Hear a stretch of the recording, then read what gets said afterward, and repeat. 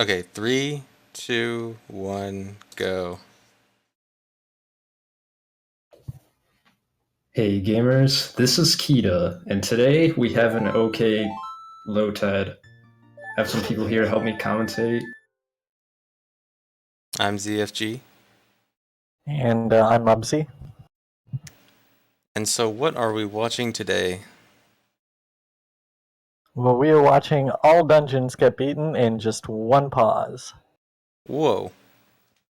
How's that possible? Well, there's a person named Jolin, and he came up with a bunch of tricks, and all of a sudden it was possible. Dang. So, I remember this used to be done in two pauses. How did we get rid of that one pause? Itemless escape was discovered, and then an itemless cucko jump was discovered, both by Jolin, and so all of a sudden we could get through the entire child section without any pauses now, as long as we did some rerouting as adult. Nice, nice. So, why do we care about beating the game in so few pauses? Because pauses are evil, and pause buffering is hard. Good answer. Allow me to answer that question.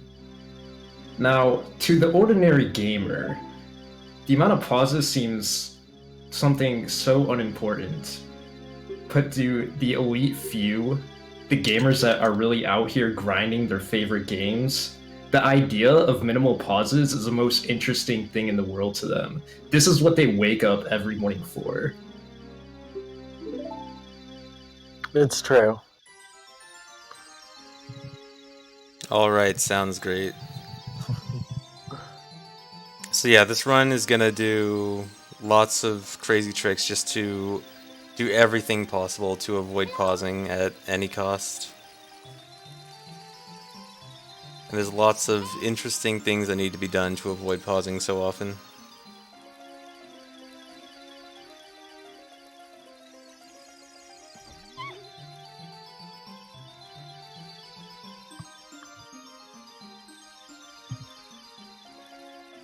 You need to pause every time you select an item. That is true. You do need to pause every time you select an item. I guess that means we'll have to not select items very often. That means we're gonna have to use tricks to avoid selecting items.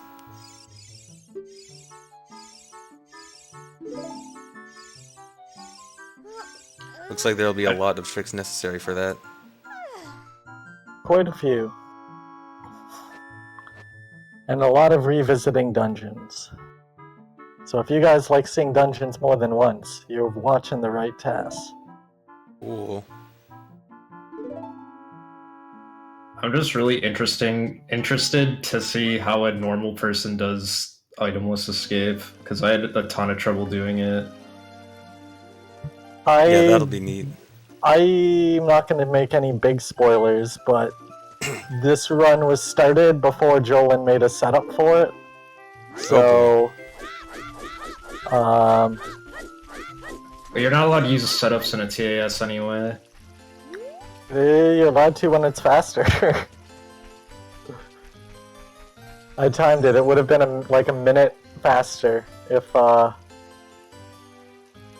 a minute 20 faster. I think if Jolin had come up with the setup about a week earlier, but. Alright, so right here he's setting up for escaping the forest without any items. How precise is this again? To the 10,000th of a unit. And for just reference, usually if you were to say hold up and have Link move for a frame, like he's going to move 5 to 10 units. And this is 1/10,000th of 1 unit. So it's very, very, very precise. Yeah, so he has to get into a super specific position, and then he can throw this rock and talk to the guard to clip through him. This is all to like get in the exact necessary position. Now, what I always like to think of when I was doing this is that I'm one of those dancing spiders, and I'm doing one of my mating dances to try to, make Mido, my friend. And after doing a successful mating dance, I feel like he's going to let me by. Makes sense, I guess. Looks more like when you type on a typewriter and it goes back and forth. Or an old school printer. But that's basically what we're doing here, because every time you move left and right at different speeds, you actually move just ever so slightly forward. So basically by repeating those inputs, we're able to get to the extremely precise interval. And we need the other coordinates to be correct while we're doing it as well, so it takes a lot of lining up to get all the different coordinates to all play nice. And there it is. And we decided to get rid of that guy here because he made us wait for so long. Deserved it. He didn't make you wait at all. I'm pretty sure he could have just did that instantly. Yeah, so all that setup was just to get in a very specific position, to be able to throw the rock, talk to the guard, the rock pushes you through the guard as you're talking to him, and then you can escape without any items.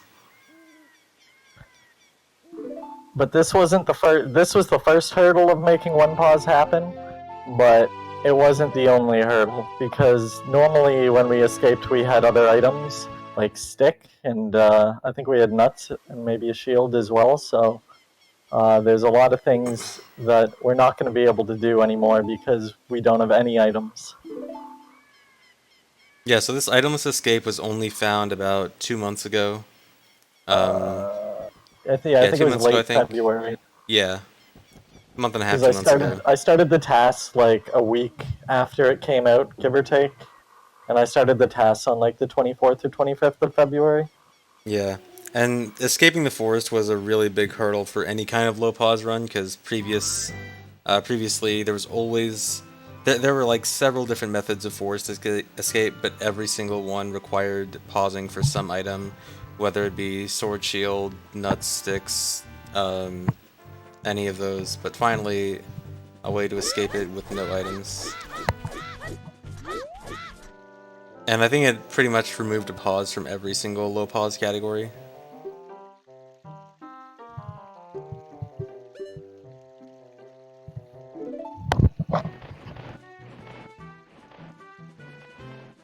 Yeah, I mean, it'd be nice if the setup had come out on time, you know, for the actual making of the task there, but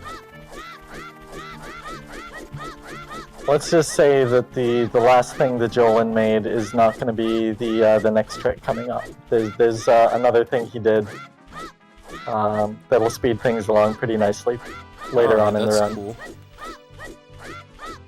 So I'm guessing you're going to Gerudo Valley now? That would be correct. We can't do much as a child, but there's one thing that we can get, and it's going to prove to be pretty important. Out of curiosity, how many people actually know why he's side-hopping? Yeah, so side hopping is slightly faster than backwalking as child, if all your side hops are perfect, which of course they are here in this LOTAD, because this is optimized. Well, Okay, that one wasn't, but it's okay.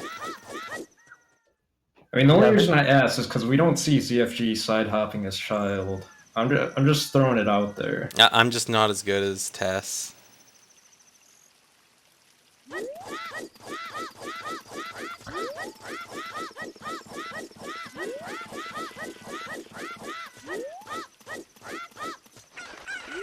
Okay, I remember this trick, but I always remember having to do a jump slash to do this trick. Yeah, we're gonna become a helicopter instead.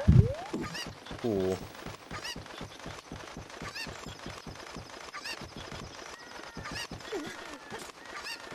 This trick here is also very incredibly precise, to the point where you have to go up onto that post there twice, because for some black magic it does not work the first time. Interesting.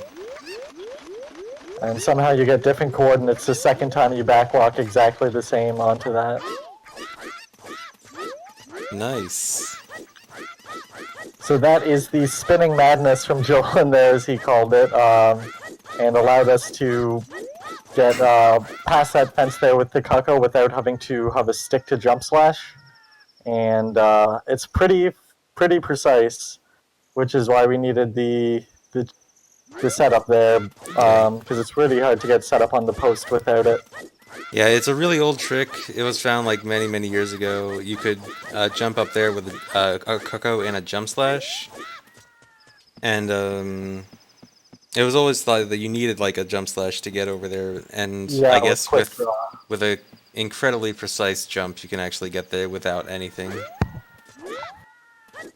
And now here in Gerudo Fortress, you can get past the gate just by climbing up that ladder, side hopping onto the ledge to the side, and just bypassing the gate completely.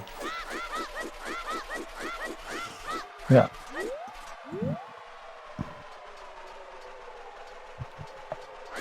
And Child can just backwalk over that quicksand if you go on the very edge. So now Child's going all the way to Spirit Temple without any items at all.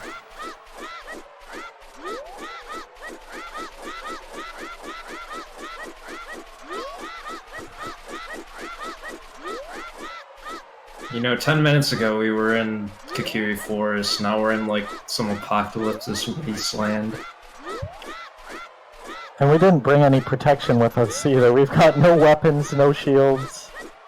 We're Might have just been a all bad alone. idea. How are you gonna do anything without any items? Well, there's something that you can do, and that's you can still learn songs, even if you don't have an ocarina. Well, I guess we technically have the ocarina, but you don't need to actually use it to use it. Well, that's cool. So wait, if we didn't have the ocarina, which we do have, just know that we You have can the still ocarina. you can still learn the song even if you don't have no ocarina. Okay. Yep. That's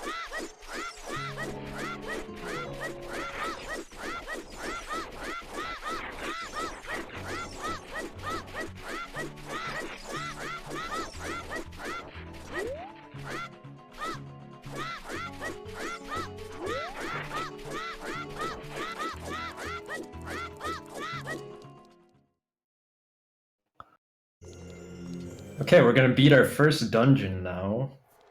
Oh, you already Nope. left. JK. Alright, so yeah, Child can still learn the song just by entering and leaving Spirit Temple. And this will be useful later on for coming back as adult.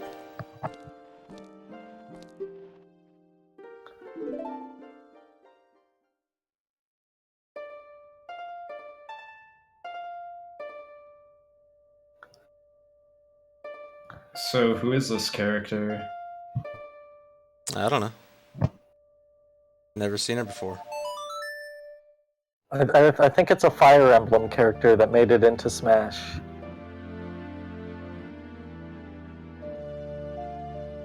That's the only place I recognize that character from. Oops, I let out a spoiler.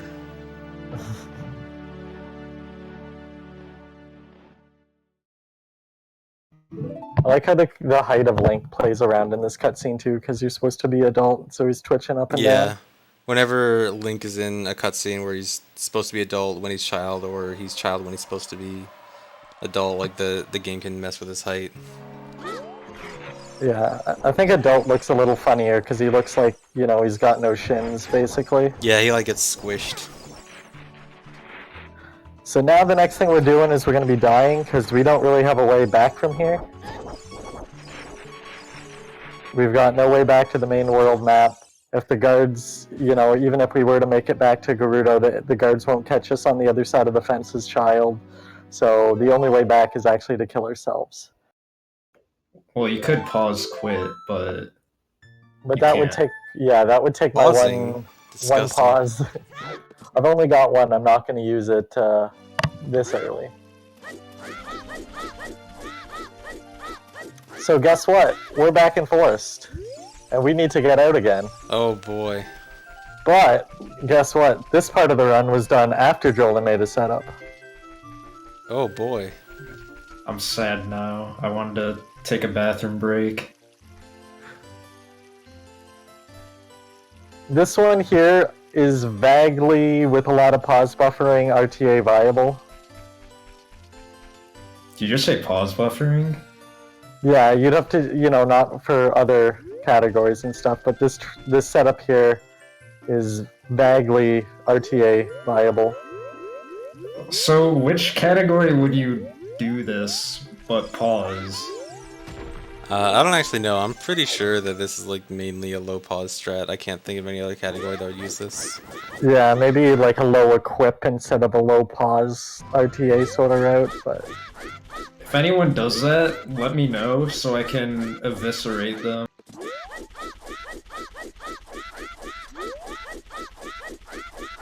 I mean, I'm pretty sure the run will do that on its own, but...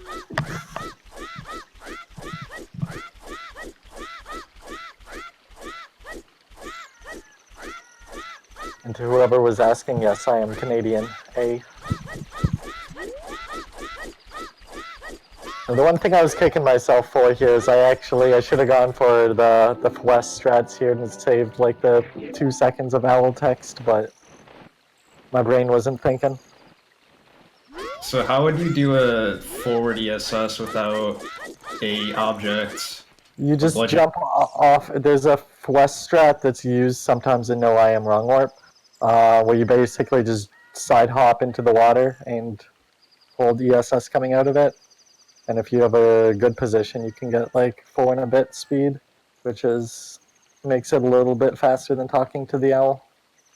Unfortunately, we do have to wait here. There's no way around it. I tried, doing the other stuff second and getting bottle first, but it actually turned out to be like 40, 50 seconds slower, just because this is more optimal actual routing, and either way you have to wait for a day-night cycle, so... So how's everyone's day going? Luckily, this is not the longest day-night cycle. My day's good, now that it's day. Cool. Yeah, so if you enter Kakariko super early, you don't get music, but you still have all the cuckoos. And that's what we needed, we just needed the chickens. Let's be real, the chickens. Everyone's favorite part.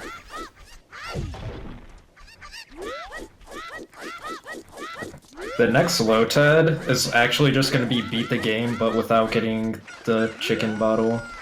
Because every single run does this thing. That'd be a crazy run. Yeah, every time I do task stuff, this is the one part that I'm like, oh god, no, now I have to spend like a couple hours doing cuckoos. Yeah, this actually seems awful to task.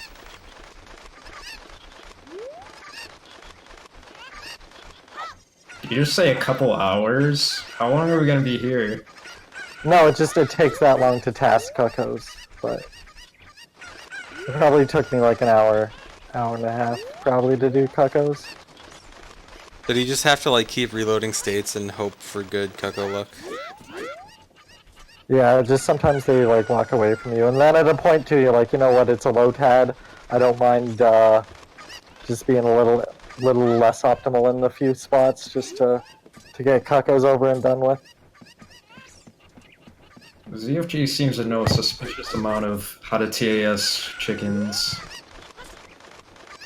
I have not done it myself. I have just always been curious about how people can do it while being sane.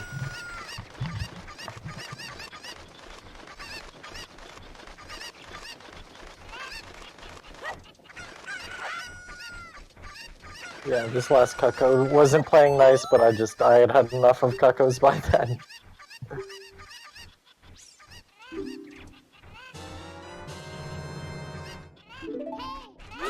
Alrighty. We don't need to use the bottle just yet, but this is the quickest bottle to get, especially since it doesn't require any items or anything fancy to do, so...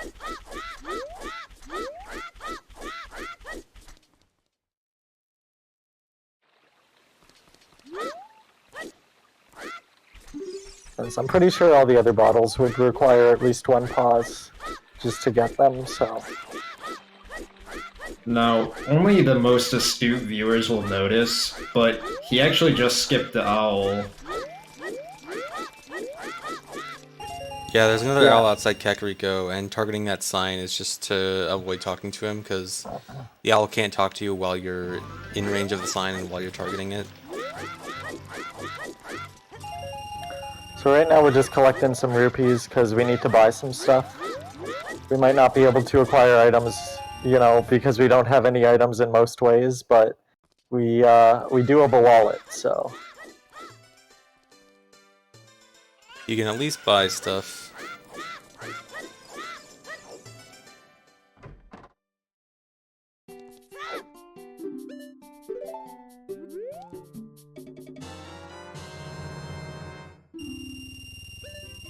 There was another owl skip too that was pretty unnoticed as well on the way to Gerudo by hugging the left-hand wall.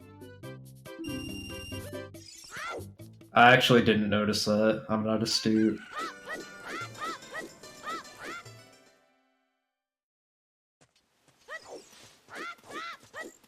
That roll at the beginning there is necessary just because you'll otherwise you target and talk to the block thing there, so sometimes some of the movement looks a little weird, but it turns out to be the fastest.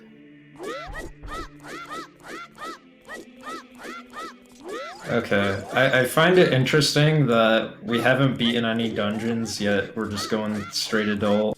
Whoa, what the heck?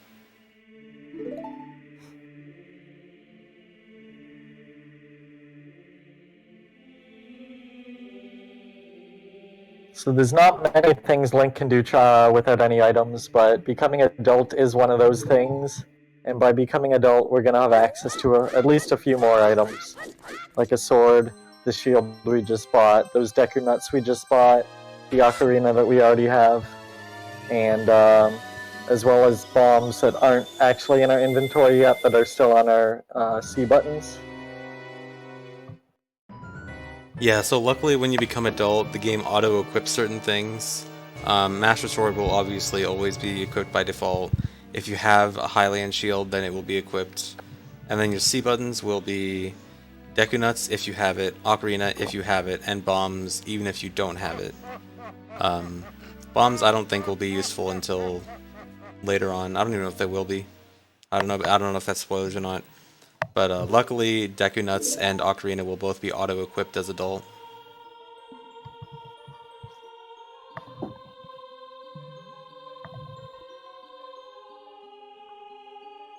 Yeah, so now, cutscene. Yeah, no way around this one. I'm actually not sure if you have Mirror Shield equipped, or if you have Mirror Shield if it gets auto-equipped. I think yes, but I'm not 100% sure. So now's a good time to pay your bills if you have any, or go pee or something. Call your Go mom. get a snack if you need. Hydrate. Remember to hydrate.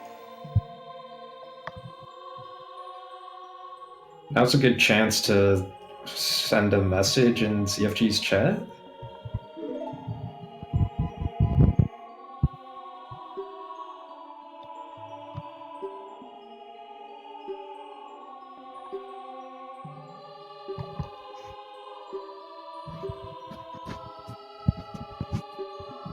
So what are they even talking about in this cutscene? I don't.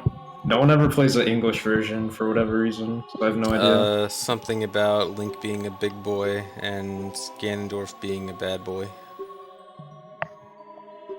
Yeah, something about Link not being strong enough for whatever to hold the sword yet. And Ganondorf runs wild and takes over the world because Link isn't there to stop him. I can't tell if these are actual answers or not. That's like the actual like what's going on. That's the true lore. Then what does this medallion represent? Absolutely nothing. I think the actual in-game, what it says in-game is like, Rauru gives his power to you. Except the light medallion does absolutely nothing. It lets you know if your file is adult or not in file select, but that's about it. True.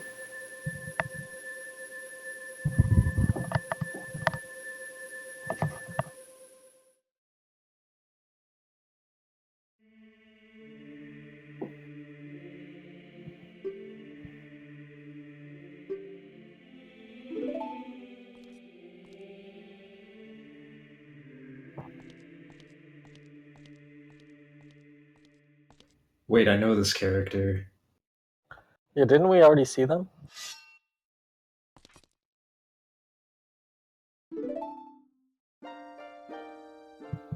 I don't know, I had a lot of sand in my eyes the last time we saw them, so I can't be sure, but... I'm gonna make a prediction. I don't know anything about Ocarina of Time, but I think that you're gonna just play Song of Desert after this cutscene. Don't tell me if I'm right or wrong. That's just my guess. Predictions are spoilers too.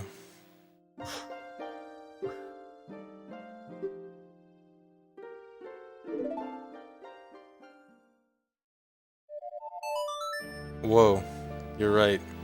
Okay, I can no longer say I know nothing about Ocarina of Time. Clearly, I know everything. This is pretty much the only way to get out of this room in the first place. You can't get out of that room without either save warping or using hover boots. Both of them require pausing, and that's bad. Yeah, you could clip out of bounds and die, and then start at the front of the temple. Oh, that's true. But what we need is here, so it works out that it gives us a way out of the room, and also takes us exactly where we logistically need to go. Yep, so here is a very exciting trick. It's what you've all been waiting for. It's gonna be a while. So, we need to get to the top of Spirit Temple, and without entering Spirit Temple, because there are too many things that need items in there.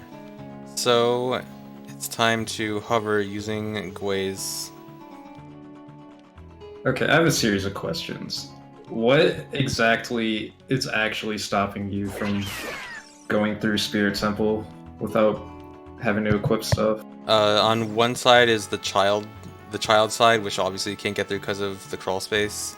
On the adult side, there's the silver block that you need silver gauntlets to push. If you had hover boots, then you could clip out of bounds. If you had either hover boots or bomb shoes, you could clip out of bounds and get past the silver block. But obviously both hover boots and bomb shoes are not accessible, as they would require both a pause and getting the item, which we don't have right now. So can't really do anything past the first room of Spirit Temple. So gotta hover up. Luckily, I did get a little bit better at Gwei hovers since last time, so I was able to keep a lot more of the Gweis alive. Nice. Which means that they come back and usually attack you again pretty quickly. Oh, someone mentioned you actually can do a Hess clip off of the Armos, and you can use that to get past the silver block, but then you can't get past the next room, because you need to hit a switch on the ceiling, and you'd have nothing to hit that. Maybe you could hover off the Beamos? Probably not. I don't think you could get high enough. Yeah. Yeah. And even then, if you can get past that, even if you can get past that, you need Zelda's Lullaby in the main room. And what stops you from getting Lullaby? We're adult now. I don't think you can get earlier. to Lullaby without equipping something. You need to equip either egg or explosives, right? Yeah, either one of those two. And that would require a pause.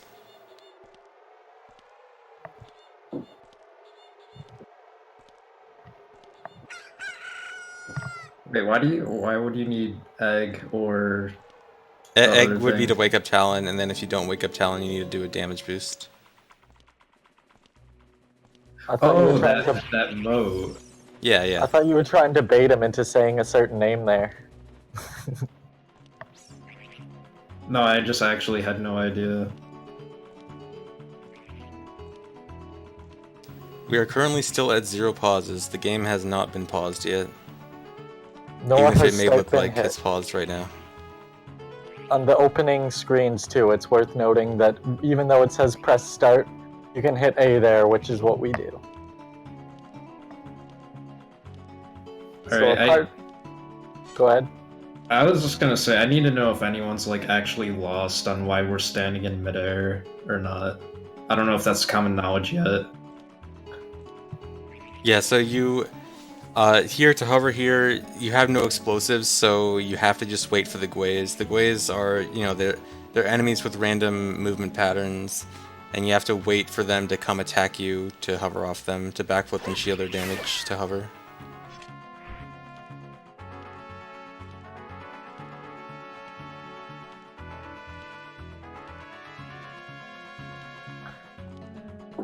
Yeah, I tried doing this a different way too. I went up to get Mirror Shield as well at the same time, but the Glaze didn't follow me high enough over that way to make that not something that it would have taken like 50 minutes just because the Glaze were showing up every like 2 minutes by the end, and no one including myself wants to wait around for 50 minutes. That's too bad. It would have been cool because it would have involved like side hopping onto one of the seams up top there and not falling down, and then jumping back off of there onto a Gwei when he came to attack, but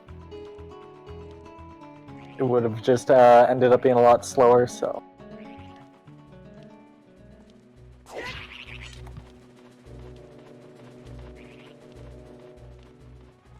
So what are we, about halfway there now? About halfway to Stonehenge, maybe. What is Stonehenge? Is that a thing?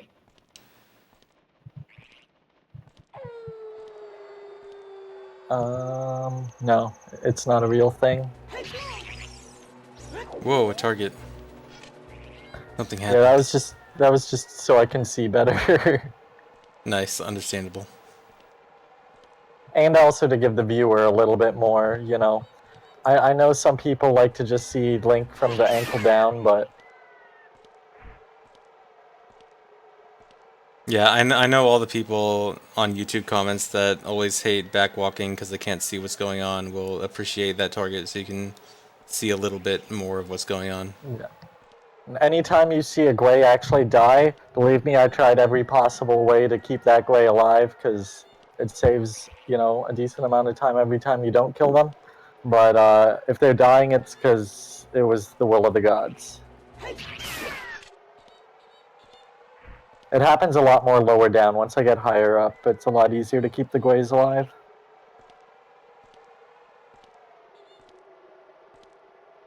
So how long before Mega Gwei shows up? I forget how many Mega Gweis there are. I think there's 2 Mega Gweis. Cool. I know where one of them is, but I'm not going to spoil that one. Yes, for those who don't know about Mega Gwei, after you kill a certain number of Gweis, a very large one will appear. Yeah, I don't know what the number is, but I feel like it's somewhere in the like 8 to 10 ballpark. I'm just wondering what people are thinking, the ones that were mad that you had to wait till day in Hyrule Field.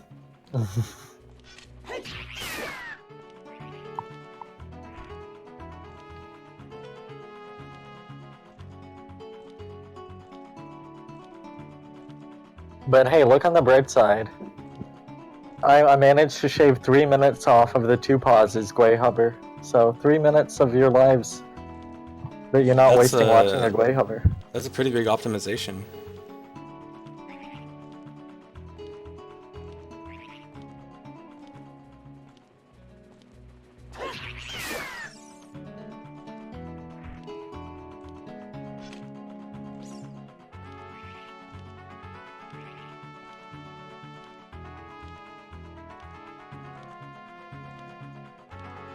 Alright, we're getting there. Getting pretty high up now.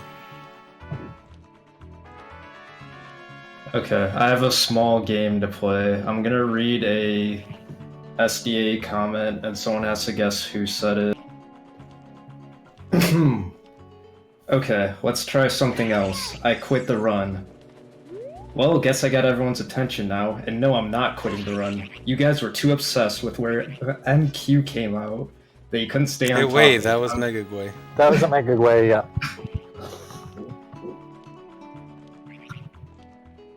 It's always a sad day when a Mega Gwei has to die. There he goes.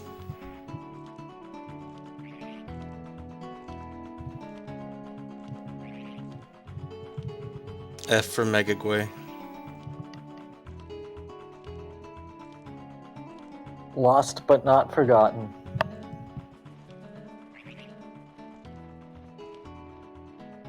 Maybe one day he'll rise like a phoenix and meet up with us again.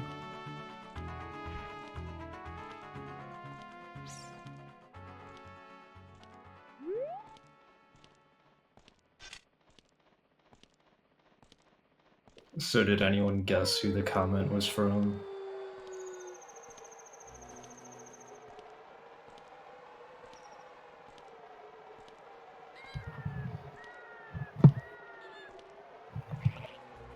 Well, I'm stumped. Oh, I wasn't gonna say who. It's just up for viewer interpretation.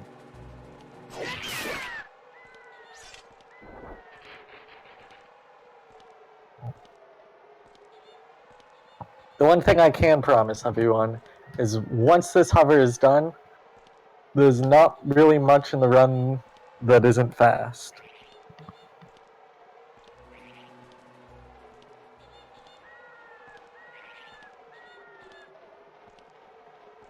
How long is the day-night cycle in OT? I believe it's about 2.5 minutes. I think slightly less. Yeah, daytime's twice as long as nighttime.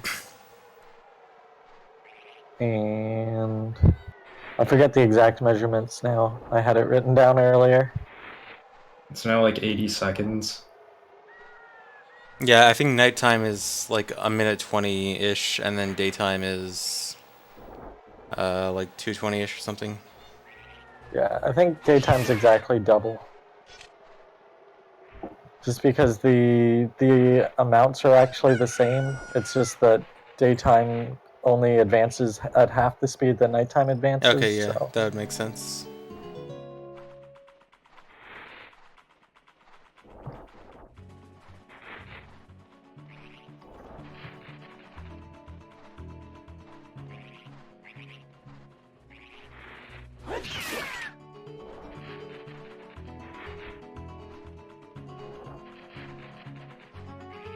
At least we have some nice music here. Yeah, of all the music that we could have, Gerudo Valley is probably my favorite OOT track. So it's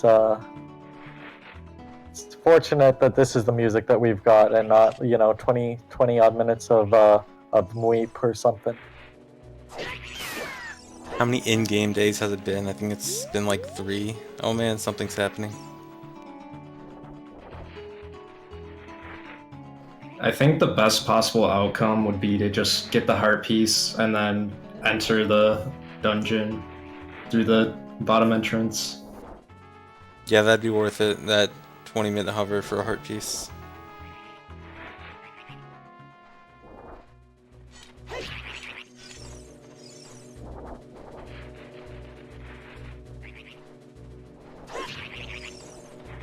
Oh, that was a fast one.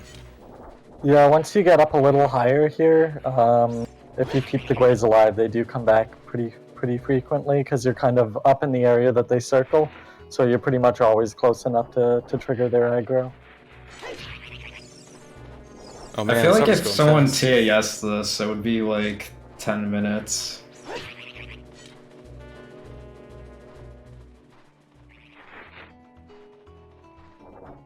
I think the hard part would be the bottom. Like once you get up higher, to have pretty quick hovers up.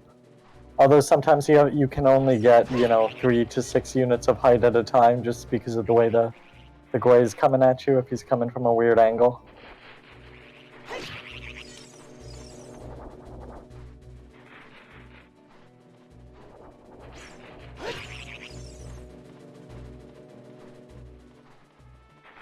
Man, this is going so much faster.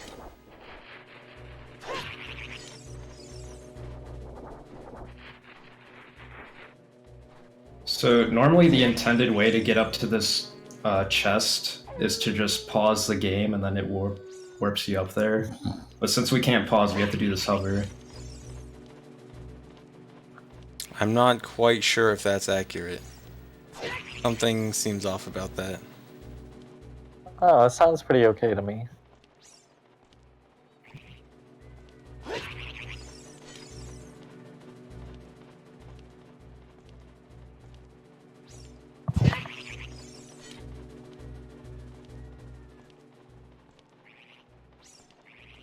And to whoever was asking, I did all the inputs for this task, which was for just under 2.5 hour run to do all of that with one person in like a month was quite a lot of work. So there's the odd spot that I had to, try to cut a few corners to make it realistically possible for me to finish all the giant workload. But yeah, this wasn't a script or anything. I sat here dealing with all these grays, and I mean, the gray hover alone probably took the better part of an afternoon just to get done.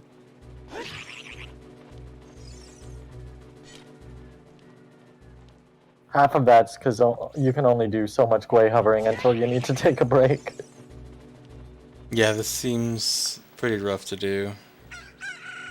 Yeah, I think I turned on a movie and just like advanced until I saw Link get knocked down by a gray, and then I would, go back a little bit and do something, and then I'd just stand there and wait till I got hit again.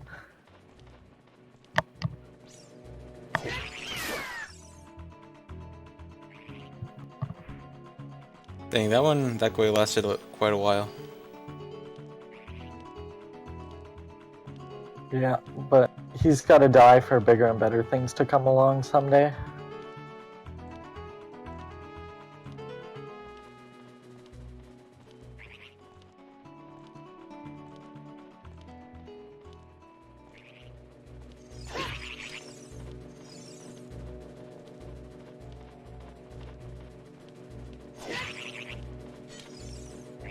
Okay, I think everyone fell asleep. You can use Auto Levitate now. Yeah, no one will tell. No one snitch, okay? Yeah, we don't even need to use Alt to levitate. We could just use some like memory editing and just change our coordinates. This guy really knows how to cheat. If you're gonna do something, do it right.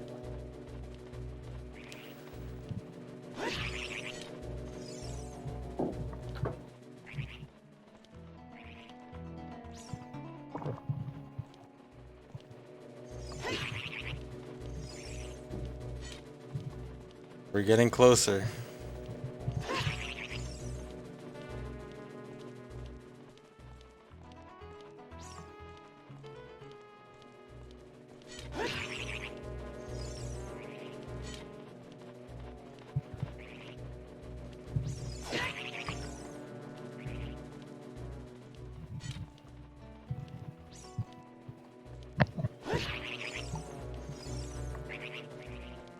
Don't worry though, we're almost at the top. I can feel it.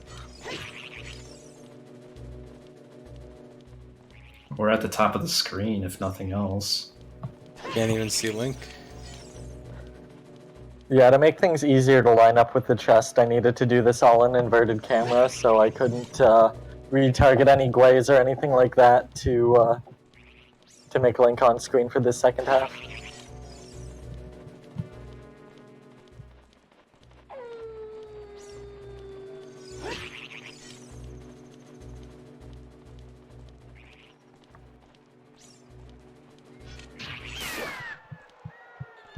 Oh no.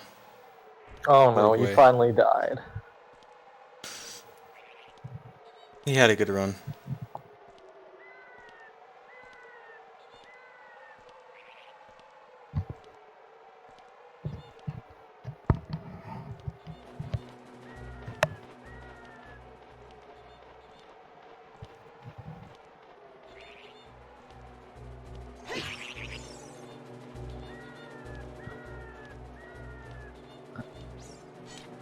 No glaze were harmed in the making of this video. I literally saw like 10 glaze die. Yeah, I don't know if I believe that. They weren't getting harmed, they were just taking a little nap. Sure.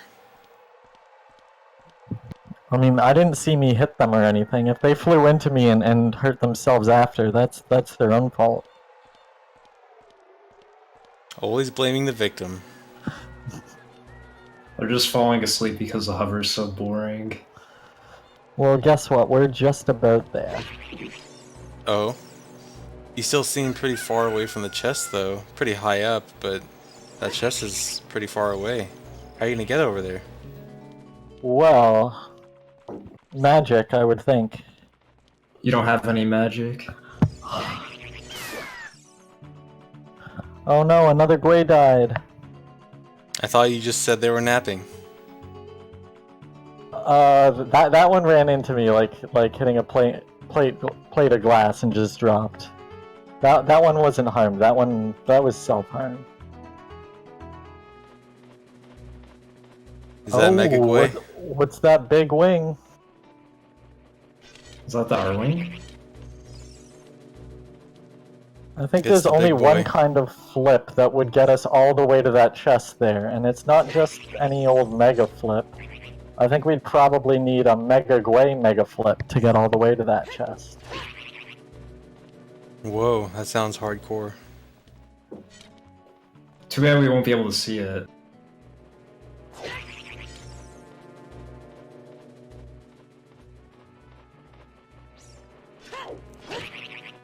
Whoa. And there it is. Alright, Now, I know what you're thinking. I just watched a 20-minute Gwei hover. I really want to watch a minute and a bit of cutscene. I got you covered. Yeah, so what's up with Silver Gauntlets? I don't even get this in Hundo. Why do you need this? Well, this just happens to be the only strength upgrade that we can get without equipping any items or pausing or anything like that. Obviously, the ones in Shadow Trial are a little bit of a pain to get to. You'd need to either wrong warp into the castle, or to have beaten everything else first to get there, or to hover over all those things requiring other items. And then the Goron bracelet would require Saria's song, and having Ocarina as child, which that's not going to be an option either. So this was the only strength upgrade we could actually get. And now that we spent all that time coming up there, we're jumping right down. Takes so long to get up, so quick to fall. At least it didn't take 20 minutes to fall. Also, if anyone's watching on YouTube because I skipped ahead, you actually have to go back because you missed a pause, so you're not going to want to miss that. You can't just do that to the YouTube viewers. That's very mean.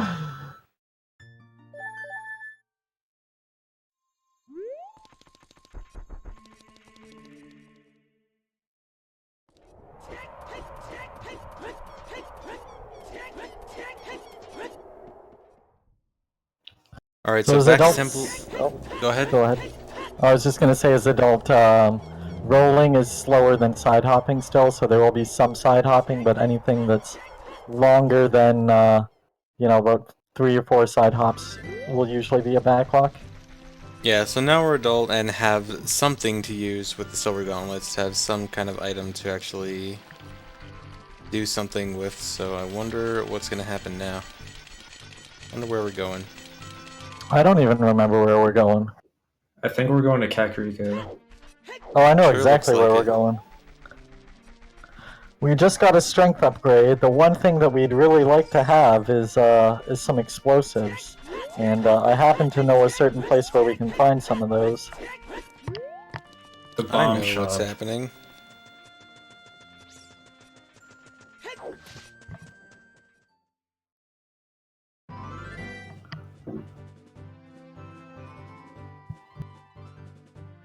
Now this is your only real glimpse of like hardcore Tassie stuff.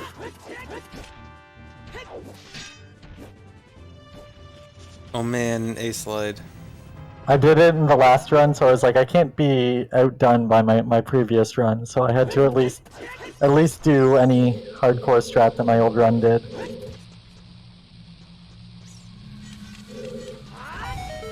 Yeah, so the strength upgrade allows you to actually lift up the bomb flowers and can actually do stuff in Dodongo's Cavern without pausing.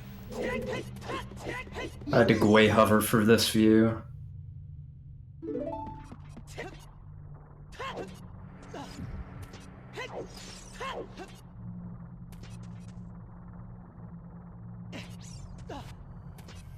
Unfortunately, the cycles of the floors aren't as good as we're used to when we use bomb shoes to break the thing here, so it's a little bit more troublesome to get to the other side. Yeah, Silver Gauntlet does allow Young Link to pick up stuff too, so it acts like Young Link has Goron Bracelet.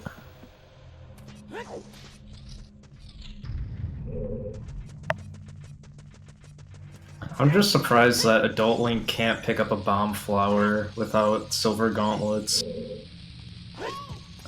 Yeah, the game is like supposed to imply that Adult Link can pick stuff up without the Goron Bracelet, since when you pause as Adult, if you have the Goron Bracelet, it's grayed out to say that, you know, oh, Adult can't use this.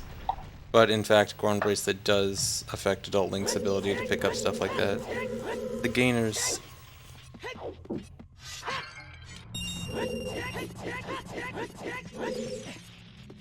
I love watching gainers up that staircase.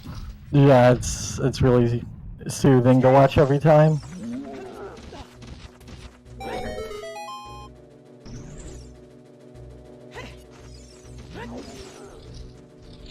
Yeah, so to do forward backflips like that, you have to go up against a wall, backflip and let go of Z on the same frame, and then on the next frame press Z again, and then your backflip will go forwards towards the wall.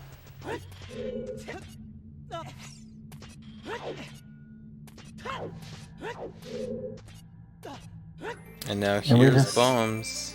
Yeah, just skipped a good chunk of the dungeon with that one jump there for anyone who's not super familiar with standard strats in a lot of the runs. Adult Link can just jump over and skip, you know, the other half of the dungeon that he just skipped. Okay, so reminder that the bombs that are equipped on C right now were auto-equipped when becoming adult. Like, when you become adult, the game will just always auto-equip bombs to C down, regardless of whether or not you have them. So luckily, as soon as you get the bomb bag, just already have them. And yeah, you can do that super cool flip there to get into the Dodongo head without lighting the eyes. Yeah, it just saves a bit of time, and then using the keys and Navi to do the switch there. Yeah, you use Navi to check the keys.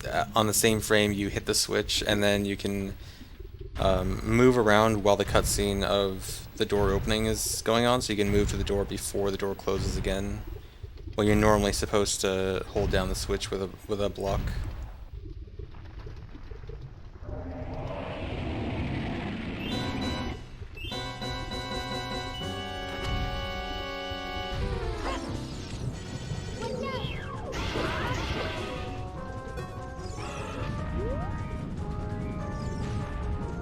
Did anyone else think this was the hardest boss in the game? No.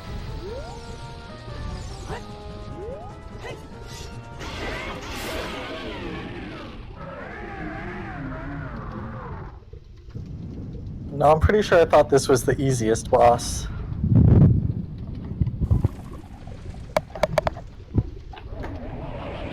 Okay, so we just beat the first dungeon. If we extrapolate, this run will take us 7.2 hours. Cool. I'm down for that.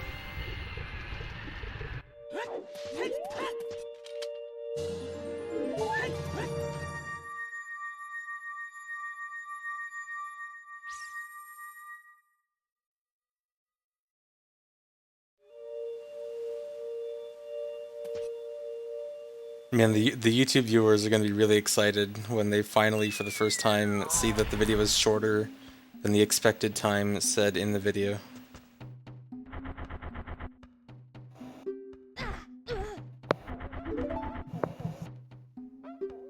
Correct me if I'm wrong, isn't there a way to skip cutscenes in this game? It usually requires pausing. Or an item of some sort.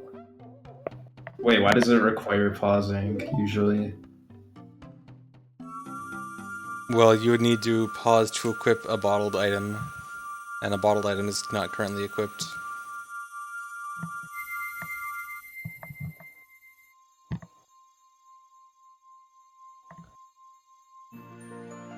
I love his knees right there. He's Yeah, just he must be in pain. limboing back.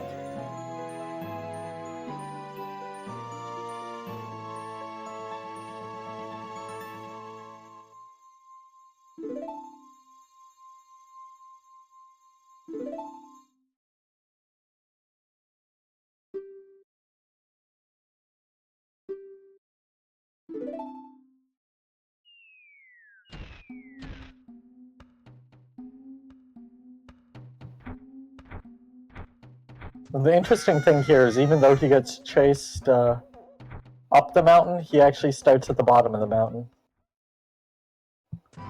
Yeah, it looks really weird. Now that we have bombs, we can go a little faster. Time to actually move fast.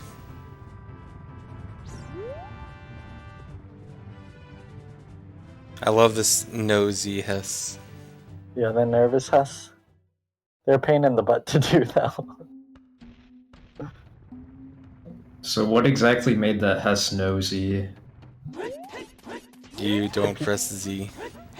If you alternate between left and right ESS every other frame, he'll just kind of twitch back and forth, but he won't drop the Hess.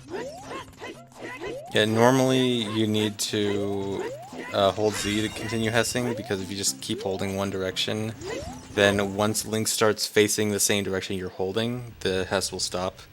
But then if you just keep alternating constantly before Link gets to turn a certain amount, then you just don't have to press Z to keep it going.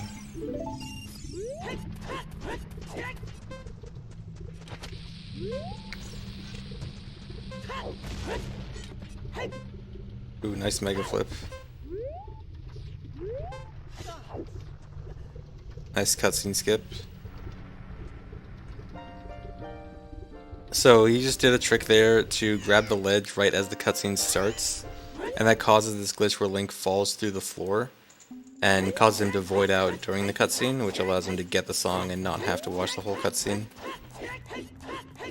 I forgot to Hess this room here, or like this hallway, and it was bugging me like after I finished the thing and I realized I didn't Hess here and I could have. I was kicking myself for a while. It's not like Yeah, it would have I'm a saved a little lot upset. of time.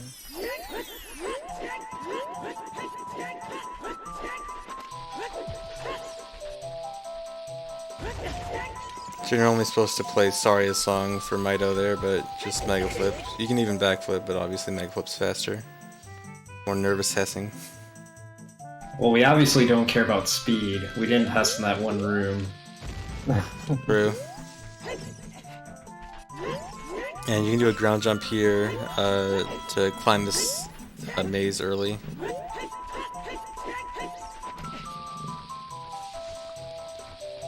More cutscene This is skips here. actually the first major difference in the routing between the 2 pause and the 1 pause was to get Minuet really early and use Minuet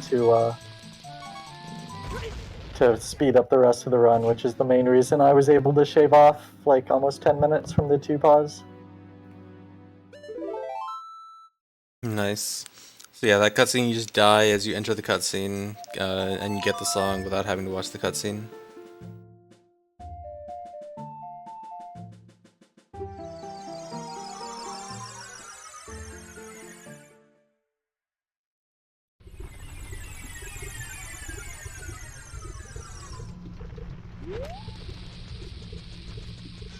Going to Fire Temple.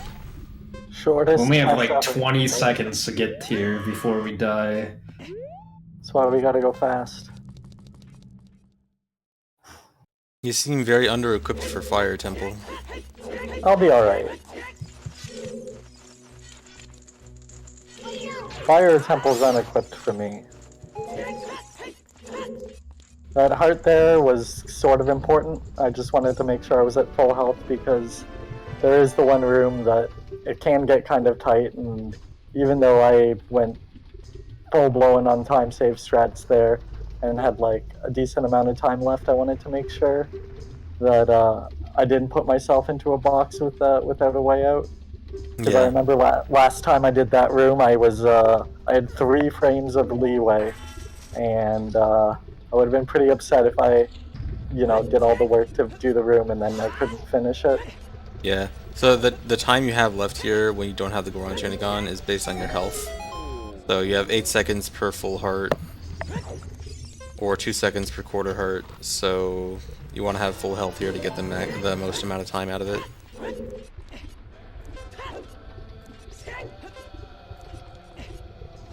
So pretty standard start to Fire Temple. Just getting all the main keys and everything like that, that, you know, pretty much any run, casual or not, would.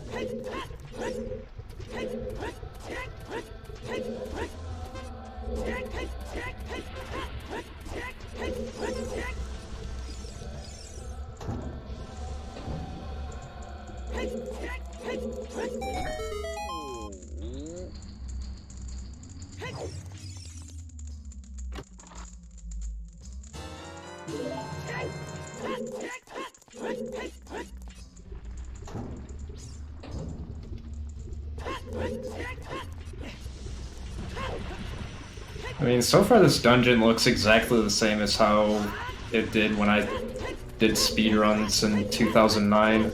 Yeah. This room I went across the middle because there's no way not to take a little bit of lava damage without like hover boots or Goron tunic, and I wanted to have all my hearts. That was actually a pretty neat movement.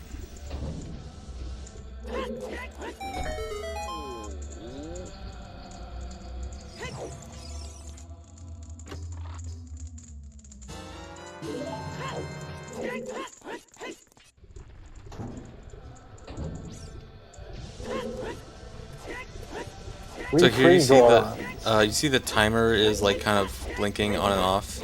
If you press a cutscene item in midair, in this case it's the Ocarina, it freezes the timer until you hit land again, and so every time he's side hopping, he's pressing Ocarina to delay the timer.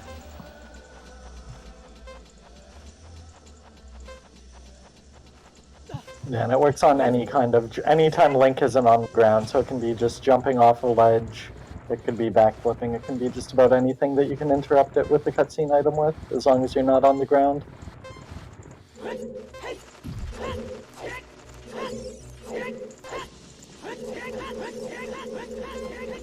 That trick's not limited to just this game, it works in real life too. Like if you're taking an exam, just like keep jumping up and down. Good advice.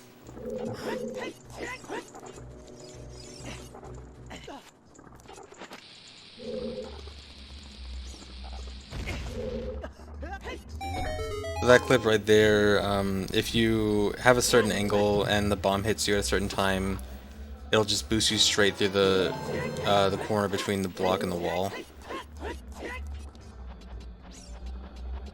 Lets you access the shortcut early.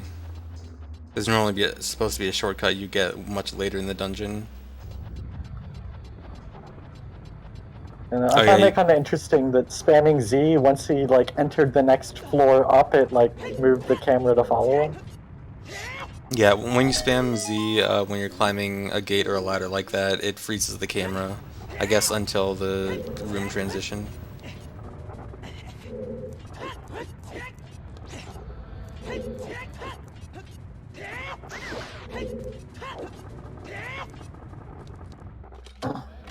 So this key you normally wouldn't see unless you're in a hundo run, I think. No, not even hundo would get it. I think glitchless is probably the only main category that gets it. I don't even know if glitchless gets it. Yeah, there's enough extra keys in Fire Temple that they might have a faster one.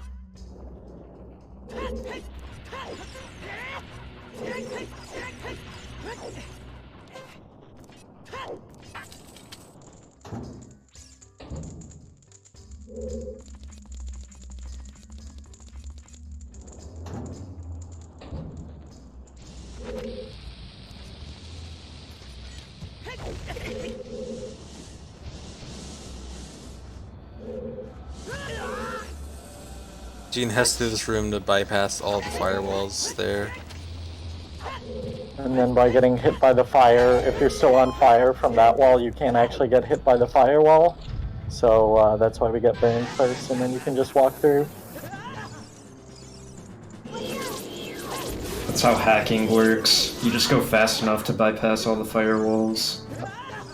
So this is the main reason that we're doing Fire Temple right now. One of them is because we needed bombs for getting past block, but also bombs do work on the Flare Dancer, and we don't have any other items yet that would work on the Flare Dancer.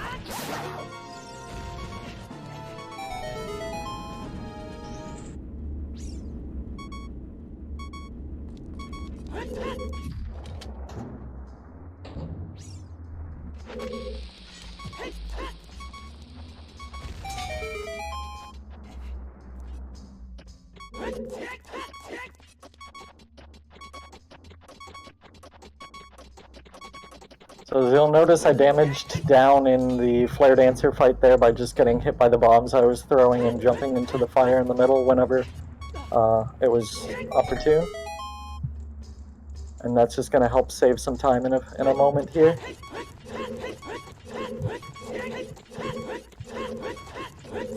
Can you Hess up this? I don't think so. I think the turns might be too tight.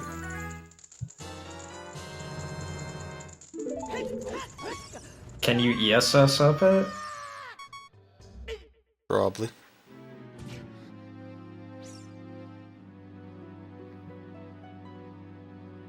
So that's why we took that damage there. At least you got the hammer. Yeah. Now we can't equip the hammer just yet. So if you're all about revisiting dungeons, you're gonna love this run. This room here was a pain in the butt to do, so I did it like 20 times, and by the end I was like, you know what, this is the quickest one I have, just because the enemies in it were being very mean, plus I was trying to take damage during the fight. Nice.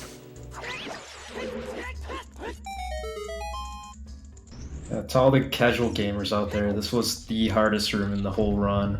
If you can beat that room, you can do this run.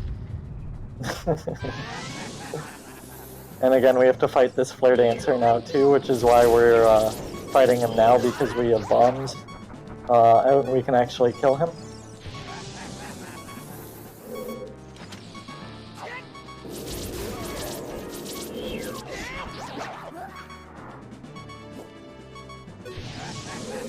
A few more helicopter spins for good measure.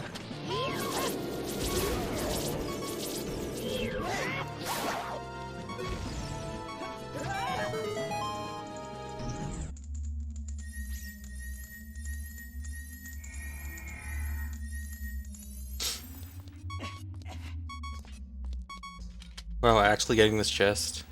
Not in Yeah, randomizer. it contains 10 bombs, so pretty quick 10 bombs to get. Wait, so you came here for the 10 bombs and not for the boss key? There's a Megaton Hammer switch right in front of the boss key. Oh, right, duh. So basically we have to do it in 2 parts.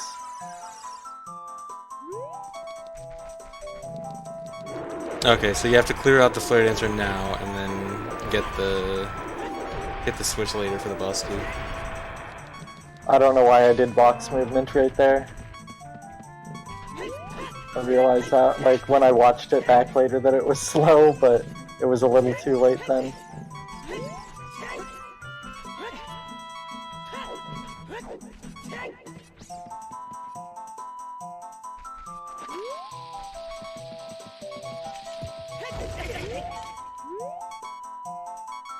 Oh, no nervous hessing.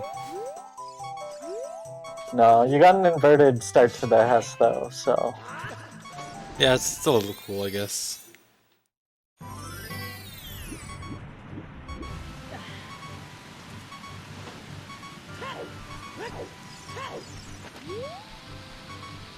Gonna mega flip past this waterfall. Mega side hop, I'm sorry. He only did that because he didn't have Lullaby, otherwise he would have played it. It's way faster. The fastest strat is obviously to go get the Cucko.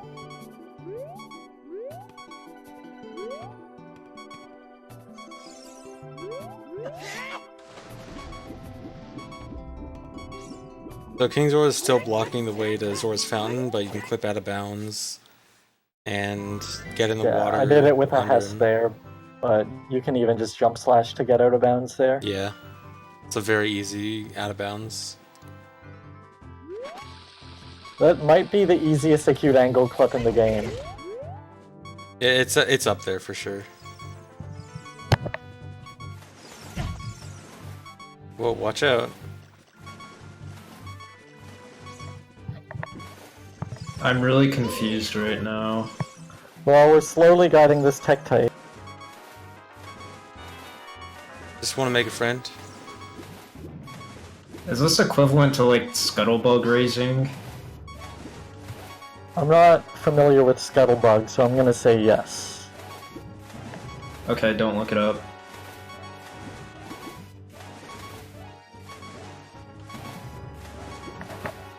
What I found interesting is I wanted to see if I could reuse old inputs from the 2-pause task here, and the guiding of the actual Tektite worked out exactly how it would, but then once he was in place, the Tektite RNG was like different then. So I thought that was kind of nifty. Dang, that's interesting. Alright, so I wonder what this Tektite is going to be used for.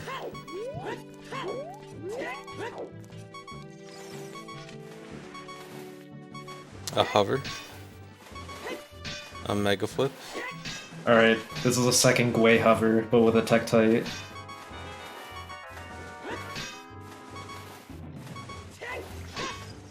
Whoa. And that's how you enter Jabu with just sword and shield. Yeah, so the loading zone for Jabu still exists as adult under the ice. So if you can clip into the ice, you can hit the loading zone. And so what he had to do there is hover into the corner between the ice and the ground, and use a Tektite to do a mega side hop into the ice. The mega side hop gives you enough speed to clip in, and then you can touch the loading zone. I think you have to hit the loading zone like coming upwards as well. Yeah. Which is why you need to do like normally the side hops. And so you need to have a low enough height when you first start the trick as well. Yeah, if you're moving downwards when you clip in, then the loading zone won't actually activate.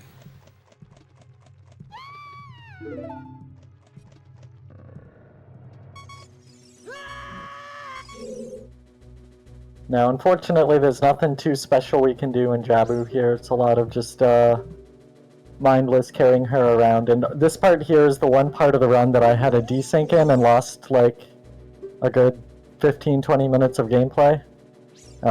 So this was the part where it desynced that, so I was just kind of like ready to be done with this part, so I kind of just did this part as quick as I could.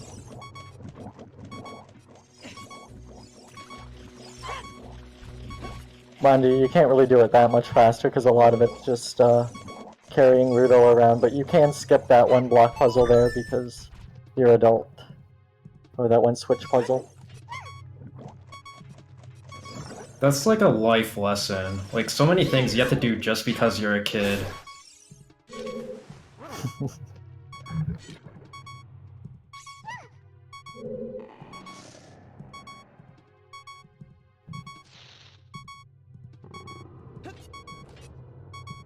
Yeah, the one that got desynced, I mega flipped off of that guy there, and a little bit of swag down here while I waited, but I just didn't have it in me to go for round 2. Having a desync is one of the most demoralizing things that can happen in a task.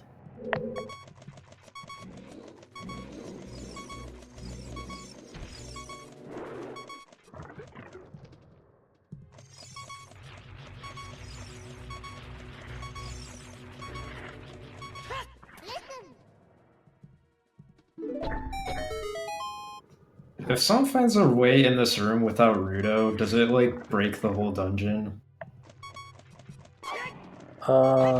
Yeah, probably.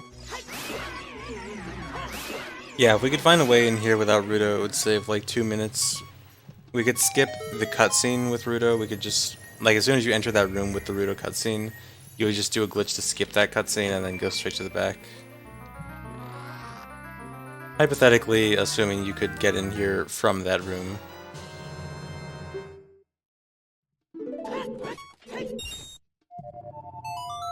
I had to hop over here to get this 1 rupee, because that 1 rupee there turned 49 into 50, which is going to be important later on. If you're wondering why he didn't do Vibruto, that requires a pause, so we can't waste it on that. So now that I had just a quarter of a heart left, I can just warp back here and instantly die. Good way to die. And that way we can get sent back to where we need to go.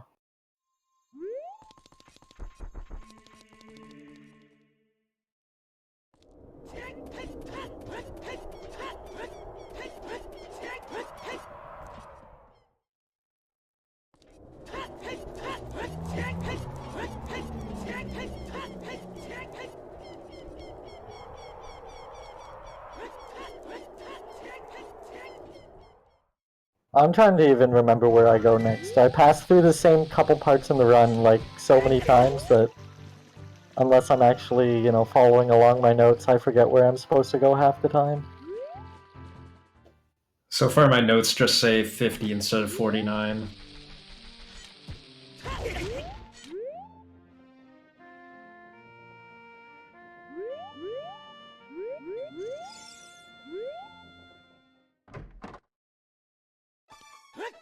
Gonna buy something. We're gonna use that 1 rupee and the other 49 we collected throughout the run, and buy a fairy. Even if it's not equipped, it's still gonna be effective at reviving us. Is that so that's the first bottled item you've got so far, right? Yeah, exactly. And then we're also gonna get the weird egg here. Egg? Or Cuckoo. Oh yeah, it's the egg. Well, now you know what came first, the chicken or the egg. Well, you needed to catch the chickens in order to get that, though. Oh wait, do you? No, you don't. To get what? No, you catch chickens for the bottle, which we already did too.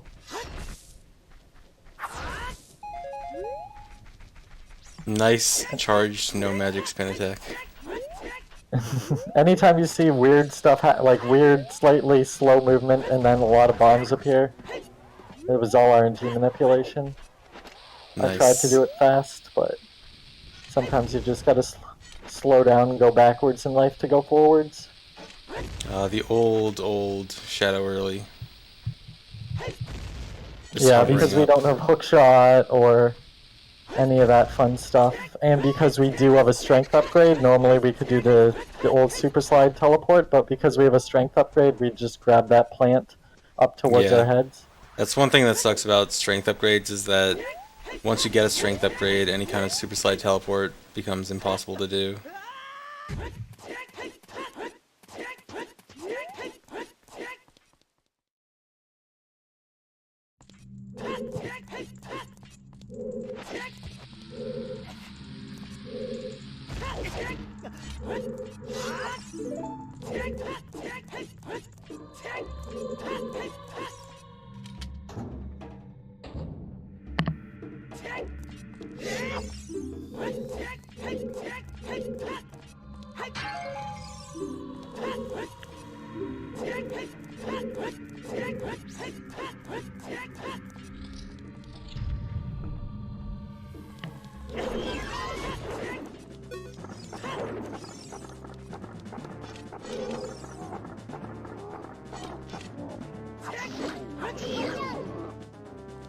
Alright, so the dead hand fight is pretty standard. You have to wait as he's running away to attack him.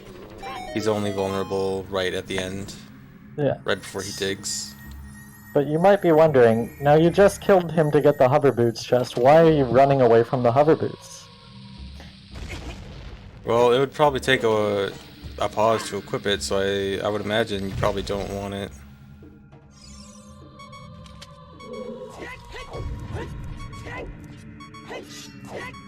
What's going on?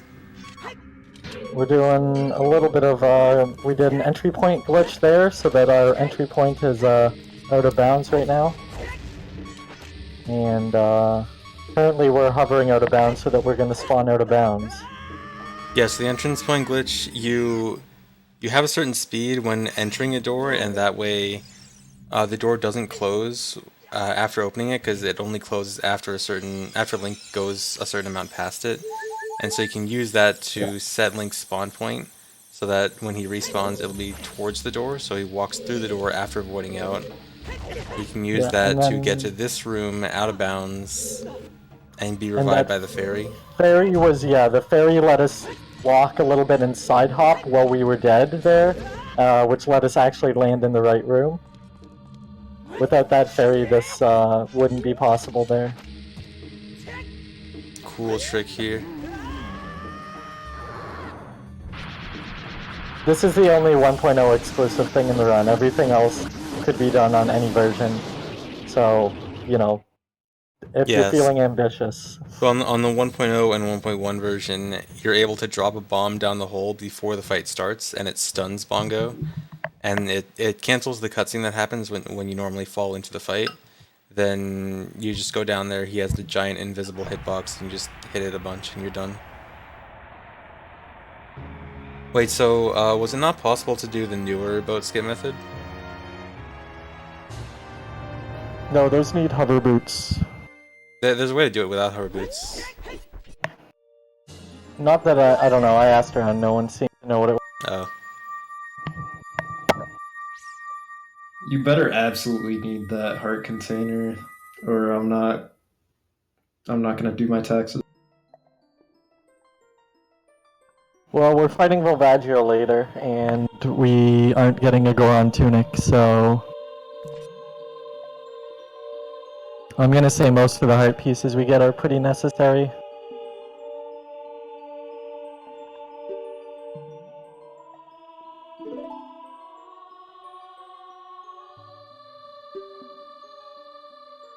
Unfortunately, we had no way to skip this cutscene here because our bottle currently empty and not in our C buttons.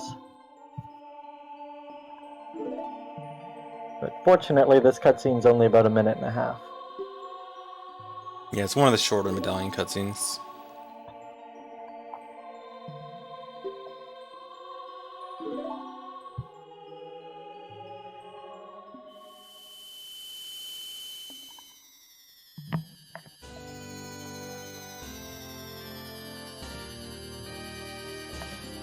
Are we at 2 dungeons?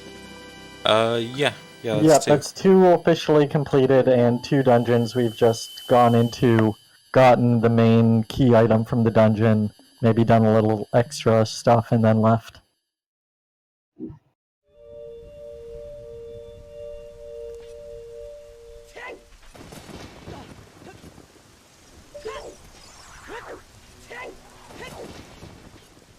I'll have to look into that Necrostrat, because I am just out of boredom when I finished. I started retasking this to see how fast, like, if I could make an improvement. Nice RNG manipulation. Man, the charge spins were really good to me for making bombs appear, so I just went with them a lot of the times.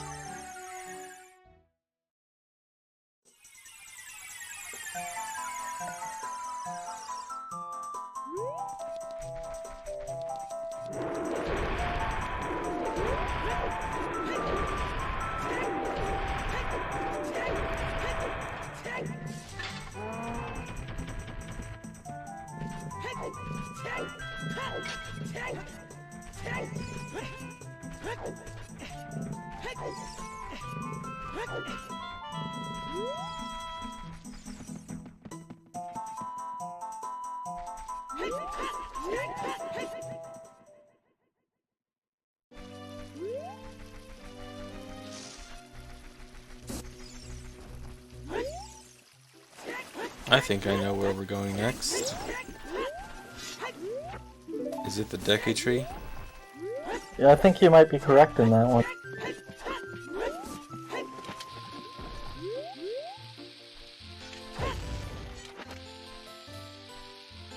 So you can get into the Deku Tree as adult by skipping a load trigger between the main Kakiri Forest area and the area with the Deku Tree. So that out of bounds thing was just to skip the load trigger. Now the Deku Tree's mouth is not loaded and you can go straight in.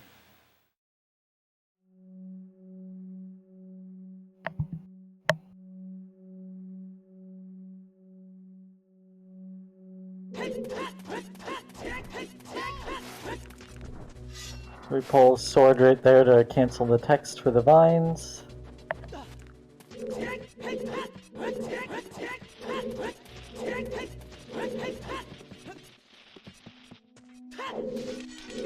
And this is still the only good working setup I've found for this here. This strat here is almost as precise as some Jolin level stuff to get this ground clip. All the easy ones have hover boots. With a really precise mega flip, you can clip out of bounds there, and as you're falling, you can jump slash part of a wall that's inbounds while you're still out of bounds to get a jump slash recoil, and you can land all the way in Goma's room. The boss loading zone is always loaded no matter where you are in the dungeon, so even though the current loaded room was really far away, the boss loading zone was still there. You just have to get there out of bounds. Unfortunately, we need to take a bunch of damage.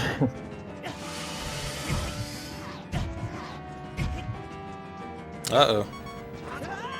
Desync. And then the strangest thing happened to it,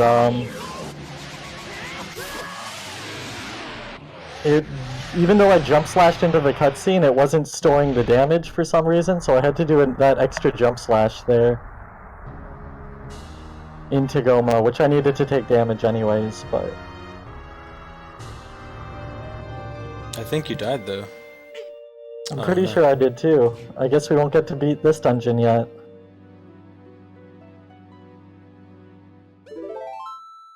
But this is actually pretty important. Just the only other item that we'd have later on in the run that could fight Goma would be Boomerang, but you can only hit Goma when she's on the roof with that, and that would make the blue warp in like a pretty nasty position.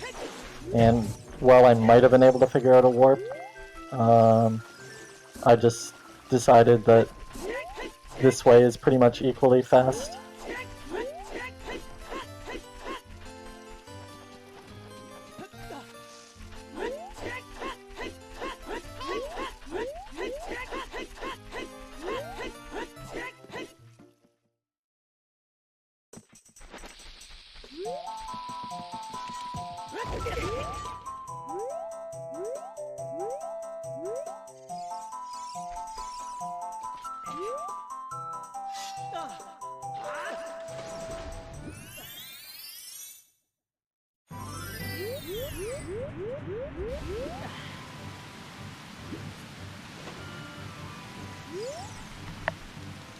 But going back to Zora's Domain, I guess.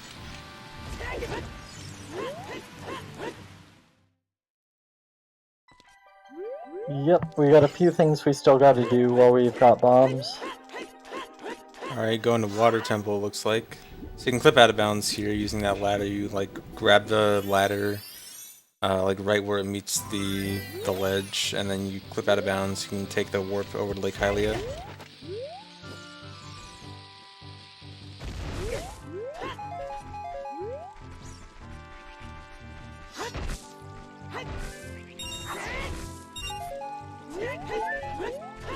The RNG manip. Yeah, I was happy that I got at least 2 bombs in the first one, but I couldn't make 3 bombs happen with using the bomb to make it explode, but oh well. You know, in a TAS, you don't have to do the RTA setup. You can just jump slash.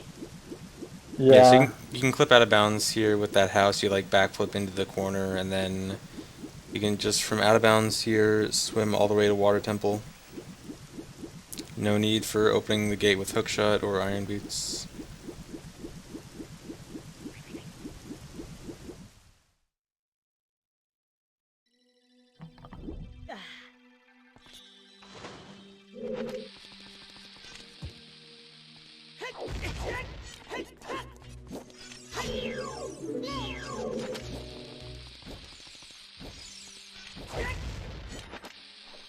Keep in mind to equip iron boots as a pause, so every time you want to use them, you have to pause for Water Temple.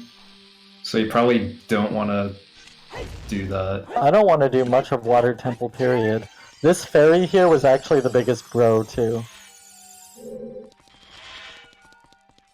Just to happen to get opened up by the pot here, because I'm actually going to need that health pretty shortly. I love that slow backwalk while walking up the slope.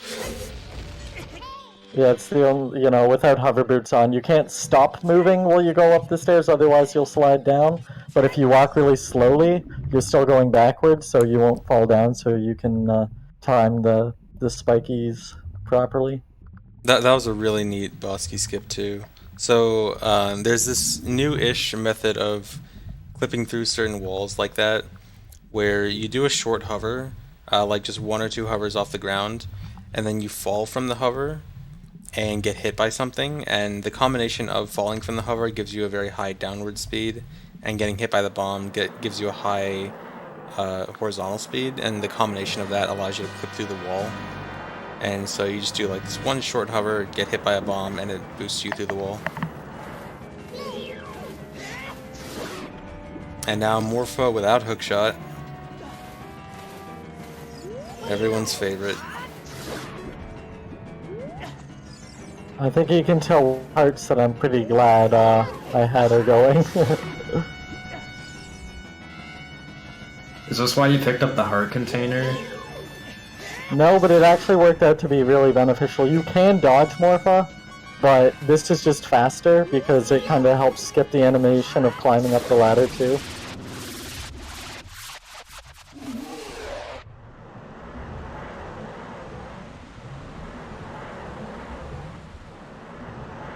I thought that Morpha fight was going to take me a long time to task, and like, I did the whole thing in like 3 minutes or something like that. Morpha Dang. was just being a total bro and just sitting right there waiting to get smacked in the face. Yeah, sometimes it can be really rough, but sometimes if everything's going right, it makes it look like it's a lot easier than it really is. Yeah, I still had to like cultivate the timing, but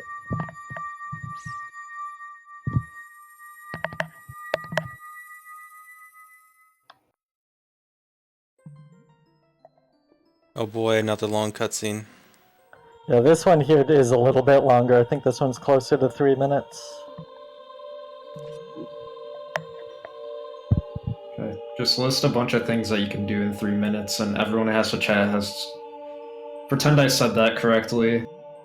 You just have to do one of those things. Go get a quick snack. It's Go April, hydrate. file your taxes. The stream has been live for 2 hours. You should have consumed, I don't know, what's the number of ounces of water you should have consumed by now. Everyone go make sure you're hydrated. Probably 250 milliliters. I think it's at 125 every hour.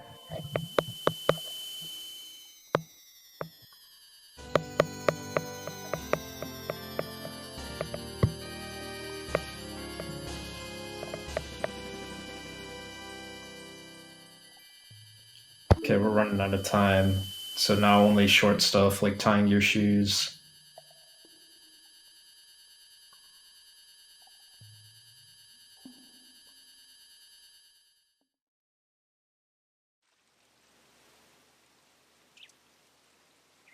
The pause has still not happened yet. There have been 0 pauses so far.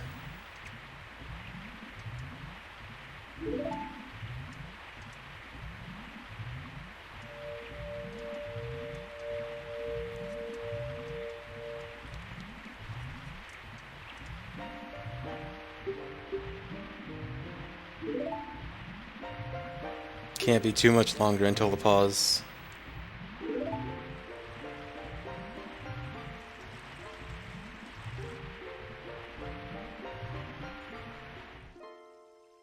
So this is 3 dungeons now, right? Yes. Yeah, so DC, Shadow, and Water Temple are all beaten. Jabu, Deku, and Fire are like half beaten. And then Spirit and Forest have not been entered. Spirit has been entered once. Okay, Spirit was entered for a second. That counts.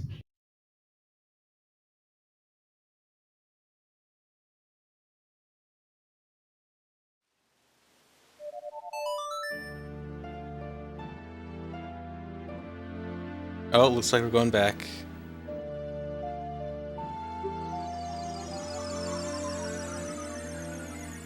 Okay, this time we have to go up to the mirror shield chest, so we need another Gui. Uh-oh.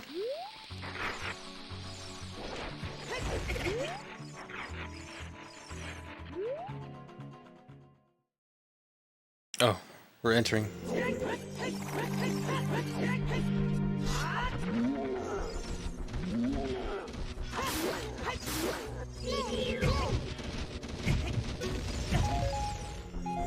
Getting some bombs. Actually able to push the block this time.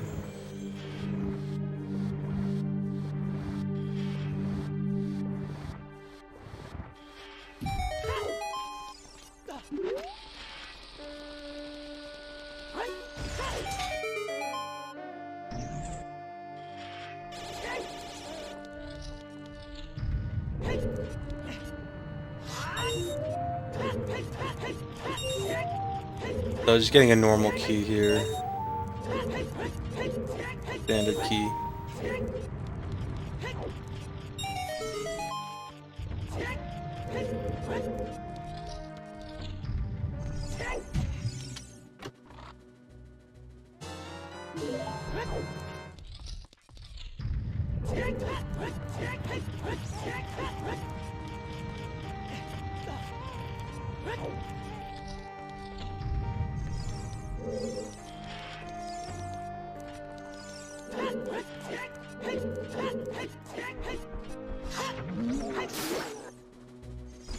Getting another bomb drop.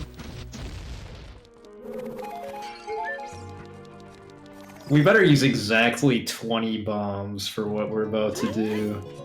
Yeah, I hope so. Oh man. Faster hovers. No reliance on Gways.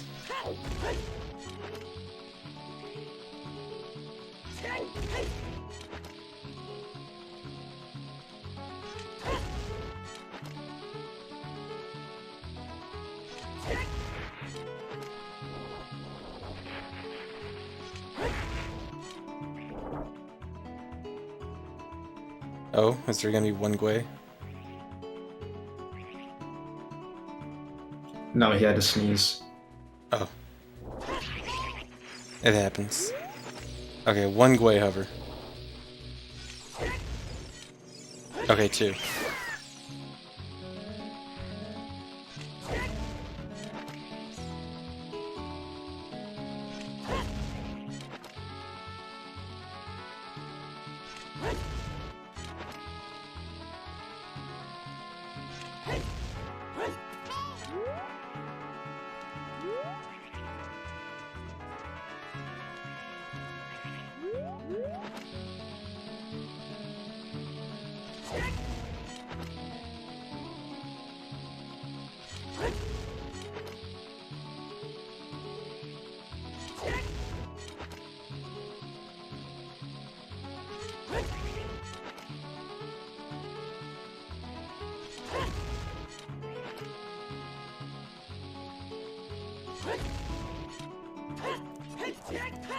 And we're up. Only two Gway hovers this time.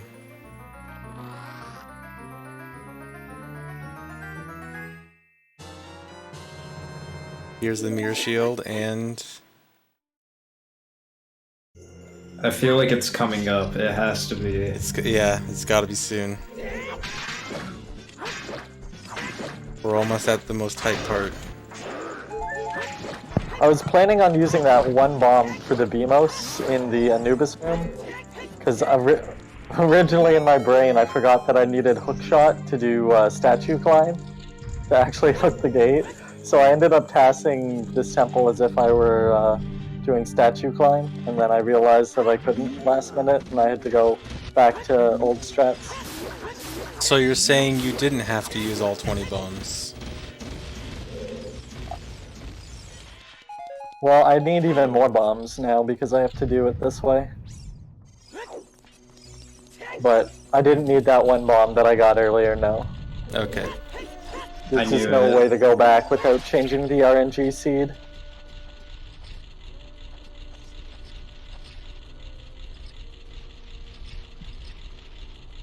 Oh, we used our first nut. No, nuts were used back at Goma. Yeah, and also on the, I forget what they're called, the little guys in Boomerang Room. Wait, So we have like 10 nuts instead of 5? I bought 5 and I got 5 more in Shadow Temple. Wait, so we use 6 nuts? Yeah, that was number 6. There was 2 for the boomerang room, right? And then I think 3 or 4 for Goma. I used 3 on Goma. Yeah, and then 1 for the Beamos there. Yeah, so we're doing sort of like the old super slide strat here, but instead of super sliding from there, we're going to be doing a fair number of contortion hovers. Or sorry, not contortion, Kagiri hovers.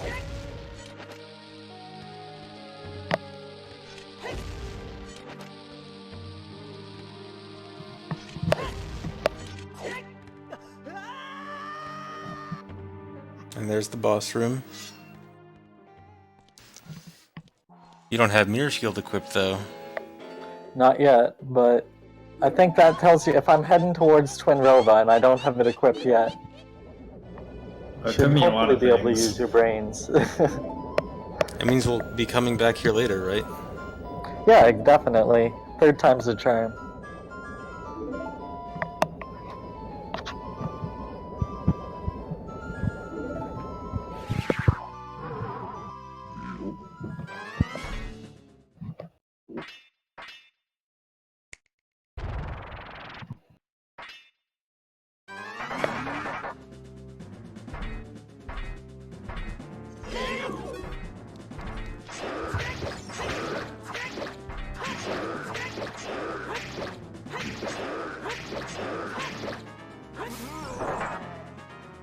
Easy fight. Yeah, unfortunately we don't have hookshot to do Naboo Knuckle Skip or anything, but I'm sure there's some way you can get out of bounds with just bombs and kill her at the same time, but I don't think anyone's bothered to come up with the strat yet.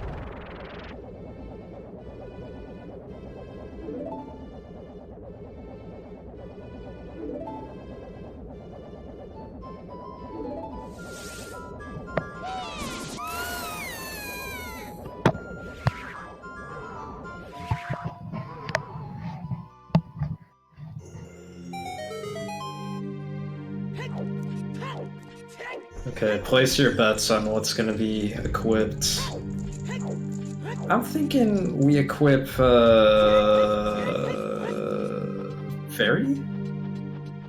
We already used our fairy. Gotta be Mirror Shield. Here it is, here it is.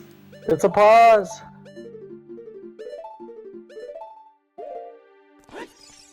Bottle, hammer, equip swapped boomerang, and Mirror Shield. That's kind of fairy.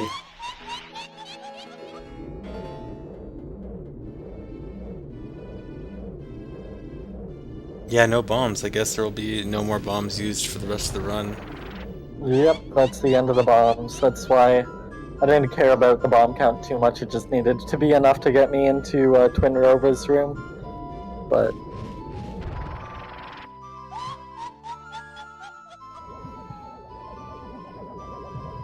and so that will be the one and only pause used for the entire run.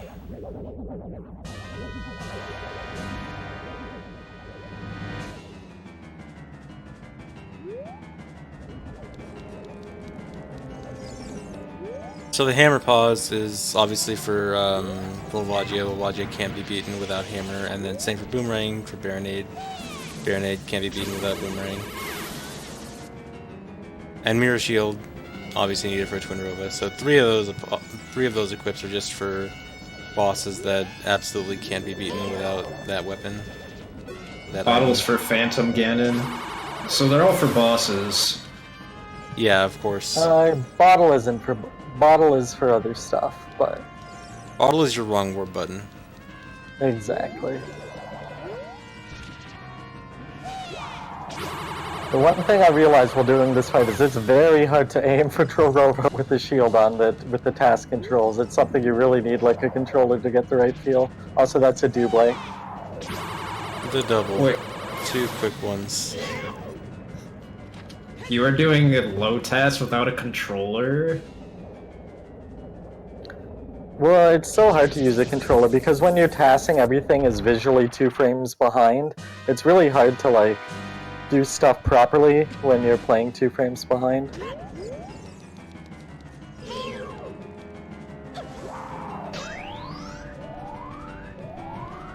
Boomerang doesn't have any effect on Twinrova, but they do dodge it, like as if you're trying to shoot a projectile at them, so they do the spin, which is their dodge, Yeah, I guess. it just kind of stays out there for longer than you'd like when you're trying to hold one of them in place. Yeah.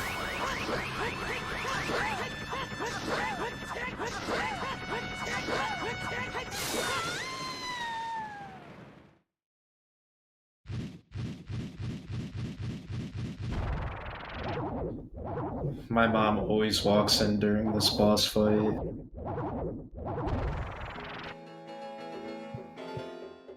Well, maybe you should get better at it then.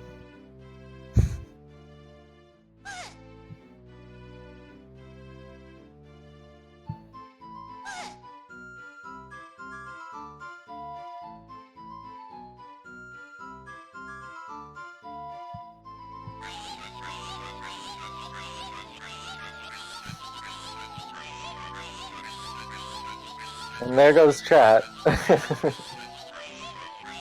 Bad chat. If you played on English, they wouldn't have to do this. Like, they'd be able to read what they're saying.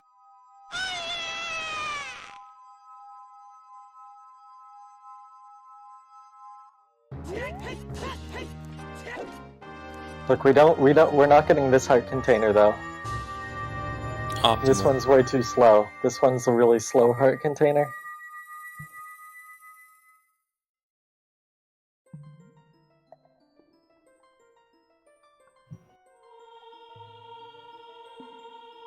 So that's 4 dungeons done. 4 done, 4 to go. So we're halfway there. So the new estimate's like 3 hour something, 3:30-ish. But is it really going to be that long? Yeah, fortunately we've half beaten a lot of those other dungeons. The only one that we haven't visited at all right now is Forest Temple.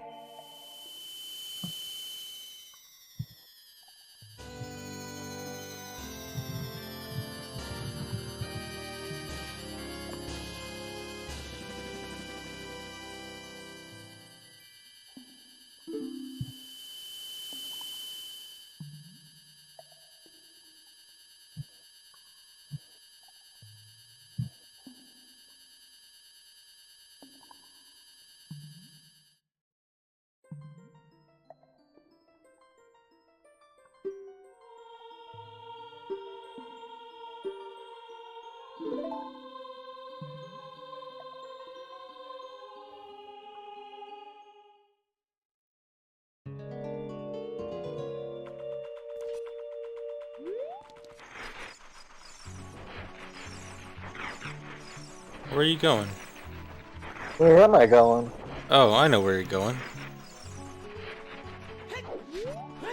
You need to get some friends. I do need to get some friends. I also need to get some bugs.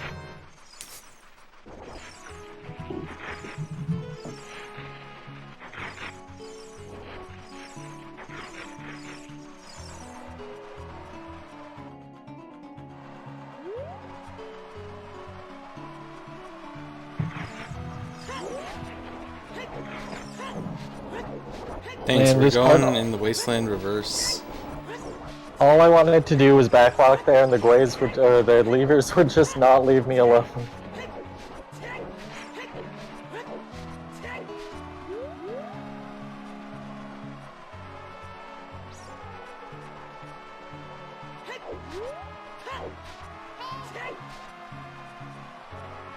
I took this angle way too wide there, but oh well. The new and improved tasks one day will fix that. Get it right in 0 pause.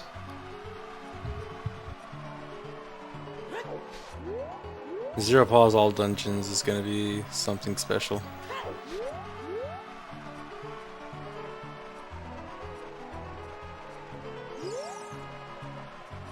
Oh wow, I'm surprised you don't even need any kind of special angle for that backwalk. Oh, over the going backwards, you kind of do. If you hit it at an area you go too long, you'll still sink. But some of the areas are short enough that you can just backwalk over them because it's already kind of pushing you the right direction. That's a very nice way to get out here quickly. Yeah, because we don't have hookshot, we're booted right back to the carpenter's tent.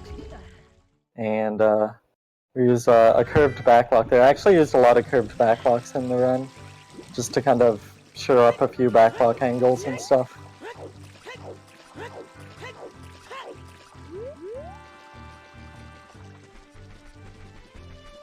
Oh yeah, was that whole thing just to avoid light arrow cutscene? Because if you didn't do that, you'd watch light arrow cutscene? Okay. Yeah, exactly. That makes sense. And we don't want, you know, I've got no intentions of equipping light arrows later, so there's no point wasting 4 minutes getting them. And hey, Lakita, that one was a no setup entering of the house. Yeah, I was gonna say, I wasn't actually expecting that. Character development.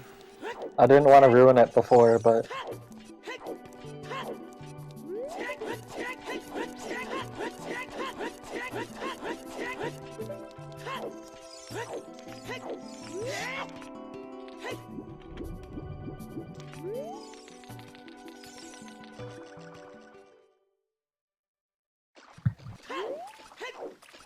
Okay, we're finally gonna beat Jabu's belly.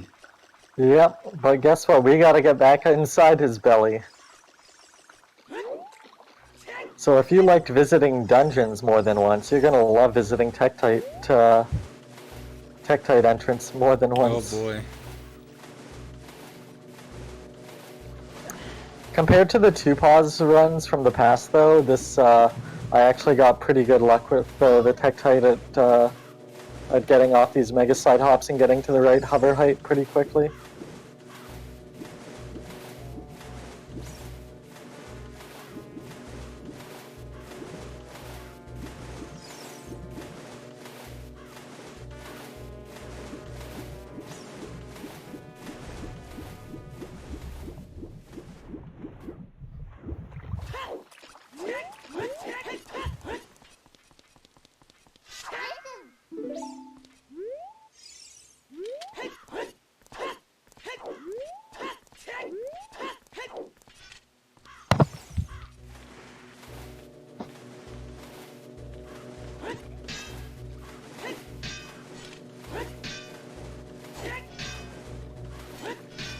Gotta get into just the right position again, and then mega side hop. This time it's going to be a little bit quicker of a dungeon, though.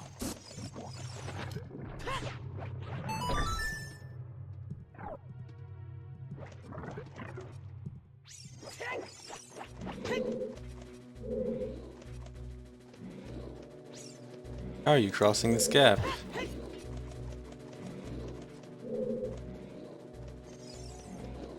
Beery is so slow. Nice. I love mega flipping off of enemies like that. Man, this used a lot of this run used a lot of enemy mega flips. Yeah, it really does. Or mega side hops, or... I mean, when you don't have explosives or any of that stuff, you gotta make use off of everything else.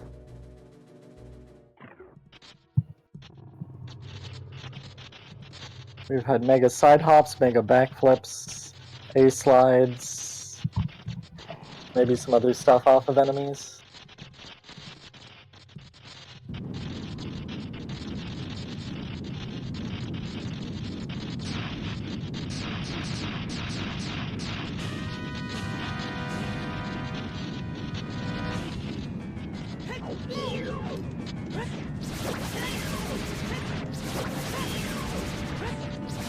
And Was now there we any don't fight- have nuts. Oh. Don't have nuts for this fight, so we have to have some well-placed sword swings there to hit as many berries as possible per swing.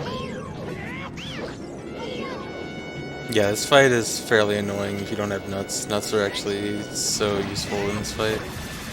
And also, there's that weird thing that happens for this third phase where if you don't kill the berries super fast in the first two phases, then the third phase, Baronade has invincibility for a short amount of time. It's really weird, I don't really understand why it happens. But that's why he had to wait so long to throw the boomerang there. Yeah, the like tail of Baronade kind of comes out of the floor after a while, and once it's been out for like a second, then you can finally take damage.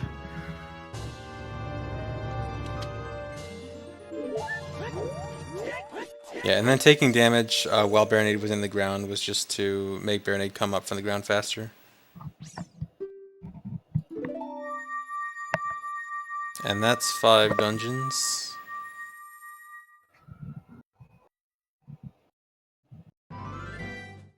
And you can't get mad about that heart piece there. That one's like right in front of you. Whoa, it looked like the silver gauntlets were stretching. It looked really weird.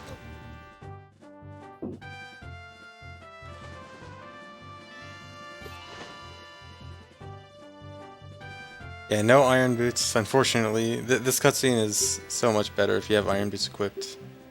Does it drag you down to the bottom? Yep. So Link, or Rudo is talking to air bubbles.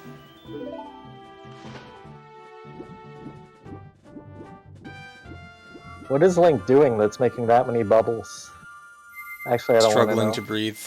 Struggling.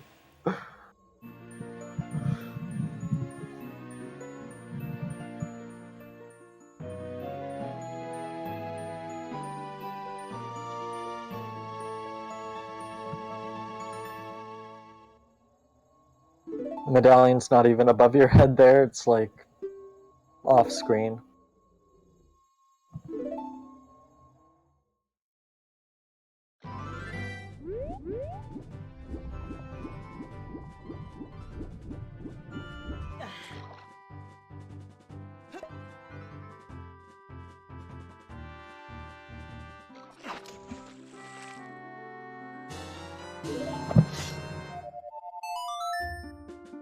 Gonna use bugs for Ocarina items there. Yeah, and the ESSOI. Luckily the bugs don't drown if you jump them on water, they can actually float on the water. I don't know how many times Bolero's played in this run, but I feel like it's like 5 or 6. Yeah, it's a pretty common song. You can see the curved backlock there to kind of fix the angle.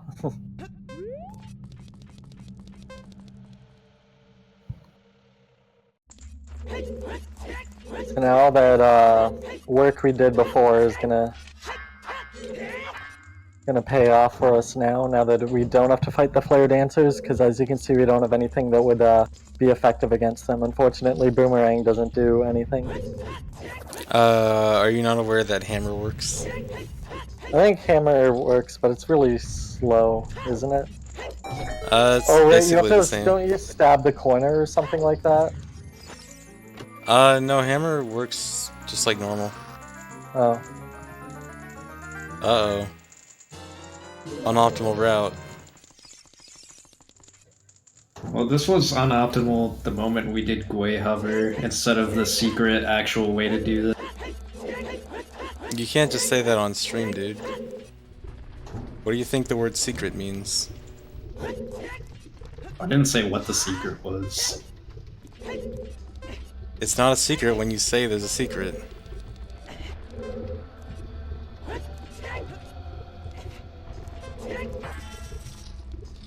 And that jump there normally doesn't work unless you're hugging the wall. But yeah, it's a do you know why that jump works when you're hugging the left wall? Yeah, it's a really specific jump. There's this really interesting mechanic, why it works. Danny B made a cool video about it.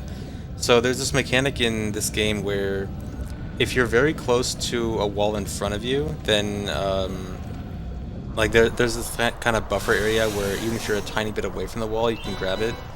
And if you are very close to a wall next to you, and there's a wall in front of you, being next to the wall will give you that buffer area for the wall in front of you.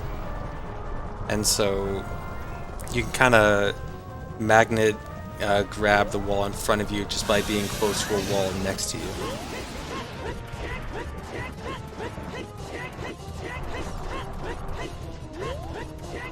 Now we gotta fight Vivadra in kind of a special way to exactly do it in the quickest time possible without...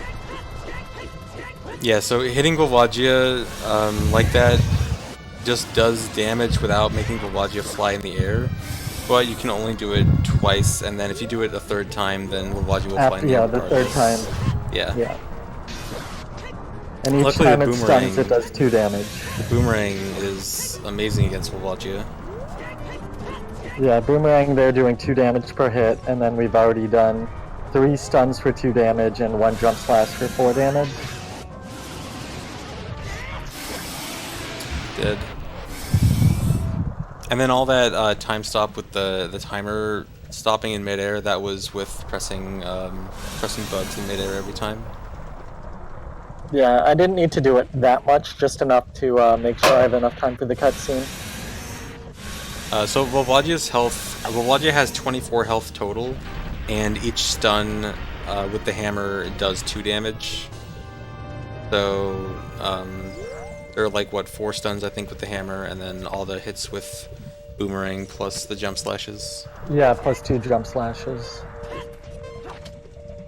So this wrong warp is super awkward with bugs. The bugs love to run away from you. Yeah, that's why I gave myself that extra, like, half a second there, just in case the bugs decided to scurry around. I didn't want bugs to be the reason that I had to redo that whole fight. Yeah, so now he's doing a wrong warp. He did Ocarina items on the edge of the blue warp to be able to walk around while the blue warp is going on. Walked forward, died at the right time, so he dies right as he's supposed to get the fire medallion, and that wrong warps him to Forest Temple. And that's very convenient, because without this wrong warp, how would you get into Forest Temple with no hookshot? Exactly, and I mean, we could have hovered up with boss, but then we wouldn't have had what we'd need to finish the temple. Yeah, you'd have no way to actually fight the boss at that point. Yeah, otherwise, you know, it would have been nice to do 1080 or something like that, but...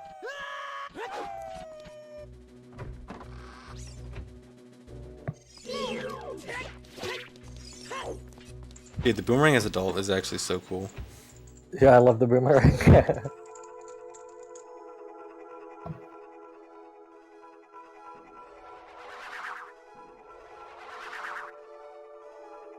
Wait, couldn't you have skipped this with a bug? I could have You skipped technically it, but can, but it's it's like the same time as not skipping it.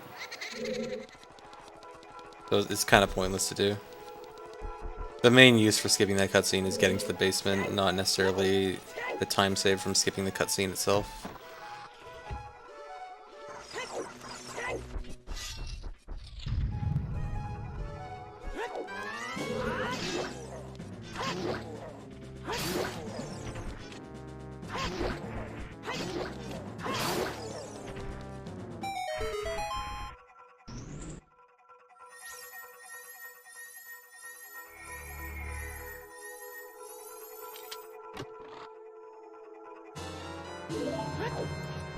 I'm actually curious how we're gonna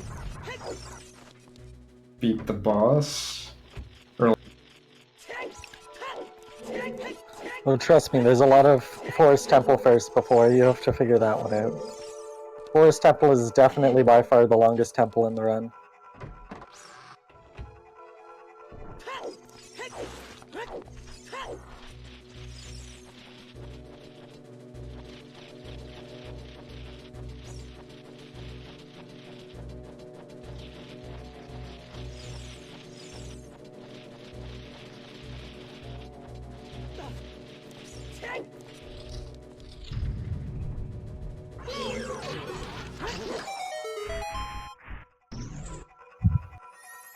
Even going in the map room.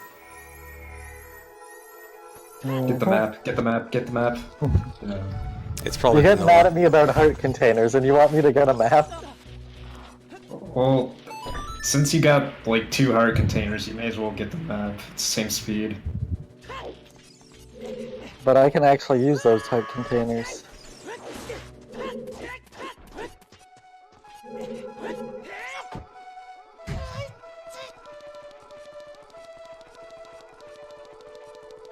You missed the hearts. Yeah. Did you angle that backwalk specifically to miss the hearts? No, it's just that normally the hearts would guide you right into the side of the chest. Oh, okay.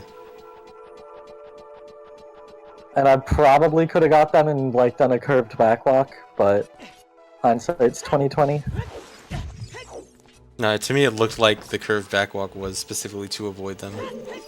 But, Oh no, I was just like a little bit off of being perfect, so I just curved the backwalk a little bit, but...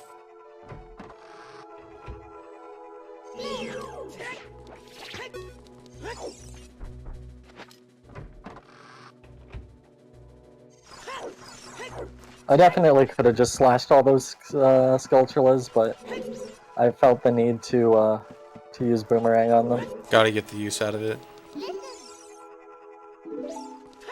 Now this is a part here where we don't have Bomb, but luckily we have a Strength upgrade. Oh boy. Is it luck, or did we have to grind for like 20 minutes to get it? Yeah, I think it was intentional.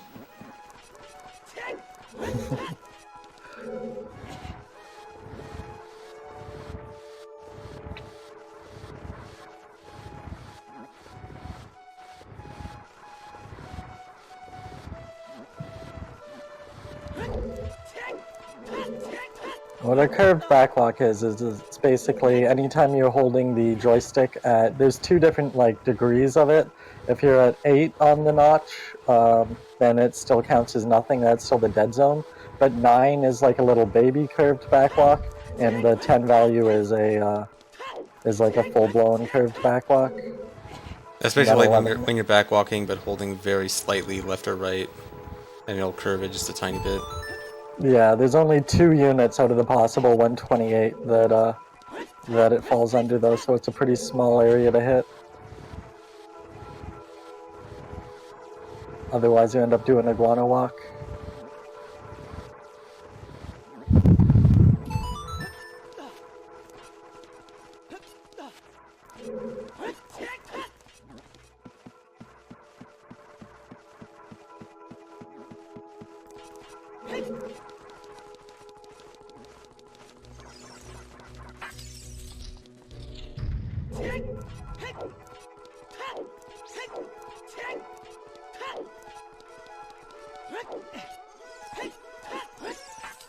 Let's just skip the 2 Navi text triggers there. This part of the temple is pretty standard in most runs.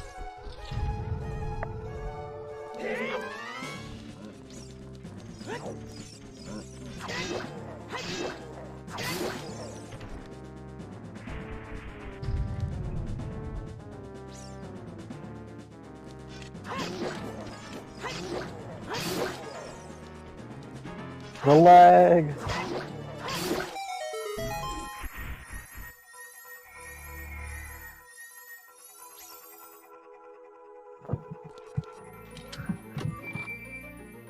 Okay, so you're getting the bow, but you've already used up your 1 pause. What are you gonna do with this? Well, you'll have to wait and see, but you shouldn't have to wait too long. Now, the one unfortunate thing is that if we were to kill ourselves in Forest Temple, it would send us back to fire. And so we have to go traverse the temple in reverse order now.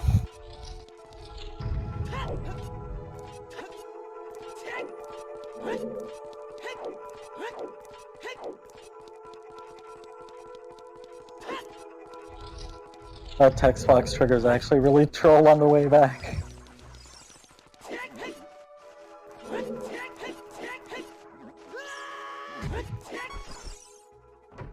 Yeah, it's so rare to see manually going backwards through Forest Temple. Feels so good to see. I figured it out. My original question on how you were gonna beat Forest Temple, I know what you're gonna do. I'm not gonna say. I know it too, but you have to pretend to be surprised. Well, I would have been surprised if I didn't have time to figure it out. Well, okay, just pretend to be surprised when it comes up.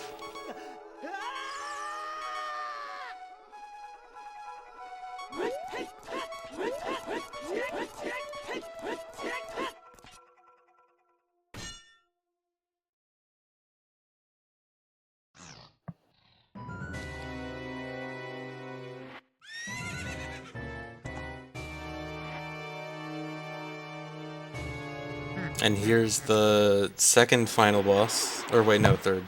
There's one more boss, I forgot.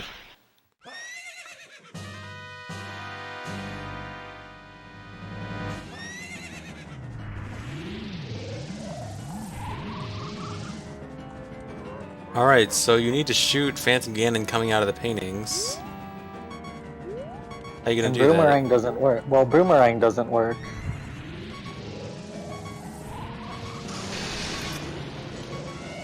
I spent so long farming for that. Okay, so what he just did is he had Boomerang in his hand, shielded the electric attack from Phantom Ganon, and then pulled out Hammer, and Yeah, in Hammer. between, in between the shield hits of the electricity, he tried to pull out Hammer, and this causes a glitch called Action Swap, where you can do other actions. In this case, using an arrow by using the hammer now, the second item he tried to pull. And so Action Swap is how he's shooting arrows now. And I have to backflip to shoot them because you can't really aim them, but you can backflip and shoot them behind you and get some height that way.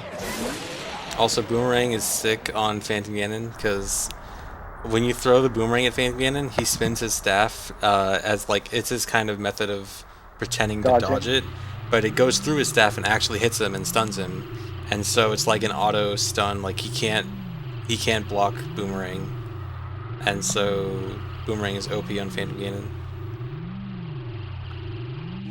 Yeah, and it's with the action swap before, it worked out super beneficial. One of the only combinations, that fires arrows that can actually damage enemies is the boomerang to anything to hammer, basically. Yeah, so like because hook shot, long shot, and boomerang to hammer. yeah, different combinations of items result in different actions, and so it's pretty lucky that that one specifically, one that you have to use already equipped items for, works for Action Swap.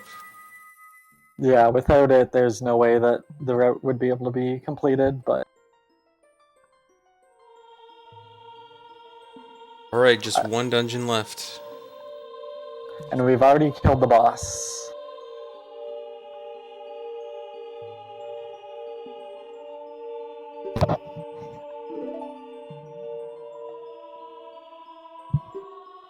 You need two items to use Action Swap. You need some item to hold in your hand to start it with, and then you need some other item to pull out in the middle of shielding damage.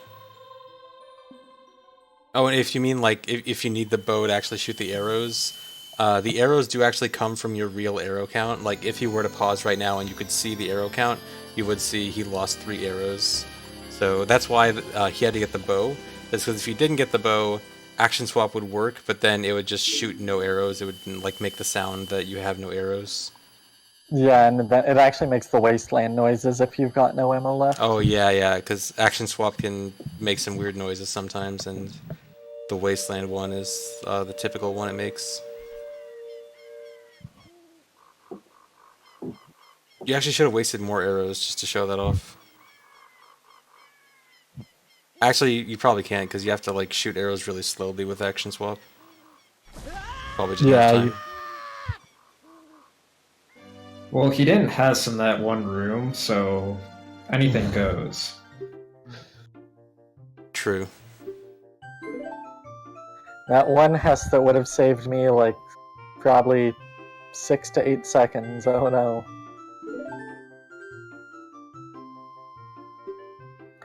I'm more worried about, fixing the itemless escape down to the setup version that saves a minute 20. I'm sure sometime, somewhere, someone will have a task where they, within like 30 seconds, find that exact coordinates and get it done faster, but it's so precise.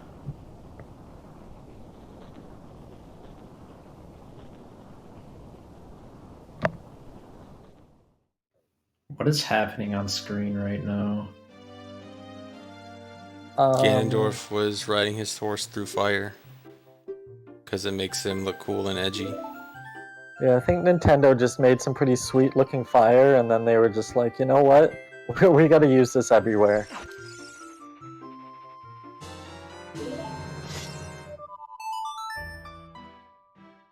One more Ocarina items to Minuet. This here is actually to set the cutscene pointer to this being the last cutscene watched. I see.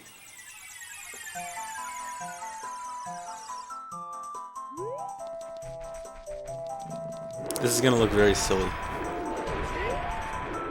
but it is necessary.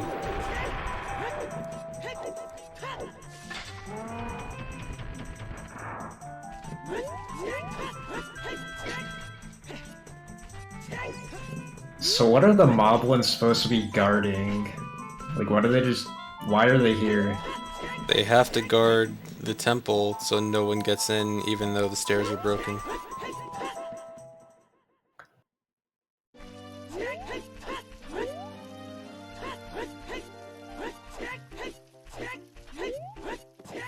Nice dude sliding on the ground. Mido's just sliding, yeah, looking all derpy.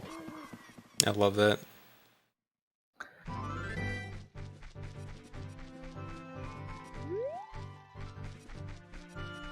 Yeah, we've got Desync? some time to kill right now.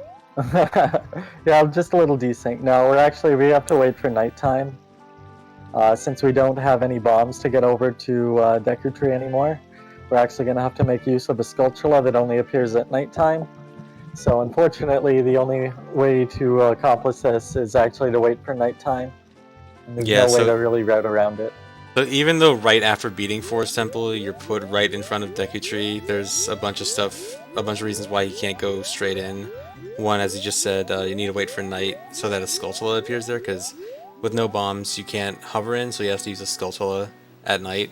And then also, the reason he played Minuet is because of a wrong work coming up, where if his last cutscene watched was the Forest Medallion cutscene, it would either crash or softlock. I assume crash, right? You know? Either way, it wouldn't work. So you had to play Minuet so that the upcoming wrong warp would actually work properly. And so it looks really silly, like being right in front of Deku Tree and then taking a 3-minute detour to go back into Deku Tree, but it's all necessary.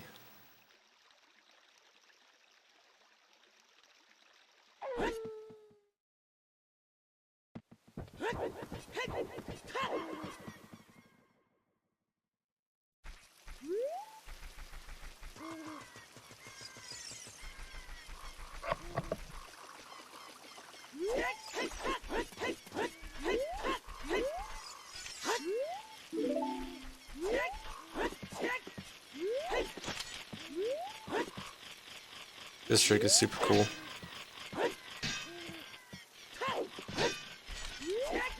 You do a hover into a Mega Flip off of that gold Skulltula just to get up here. Another use of making our friendly critters our only option to get to where we need to go, whether it's Tektites or Skulltulas, berries.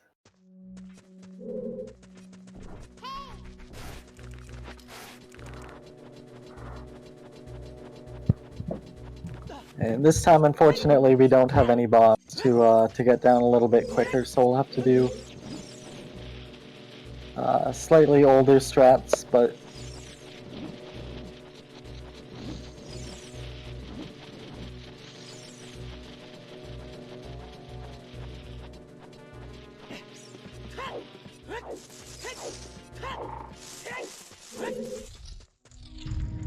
right now, he's going up to get the compass. Pretty important item. I've lost my way. No, but as a adult, you can grab one of these platforms, and when this platform goes back into the ground, Link goes into the ground with it. And you can drop and jump slash, and the jump slash recoil will take you to Goma's room. And the boss is already beaten, so the blue warp is right there, ready Nice for and wrong centered warping. too.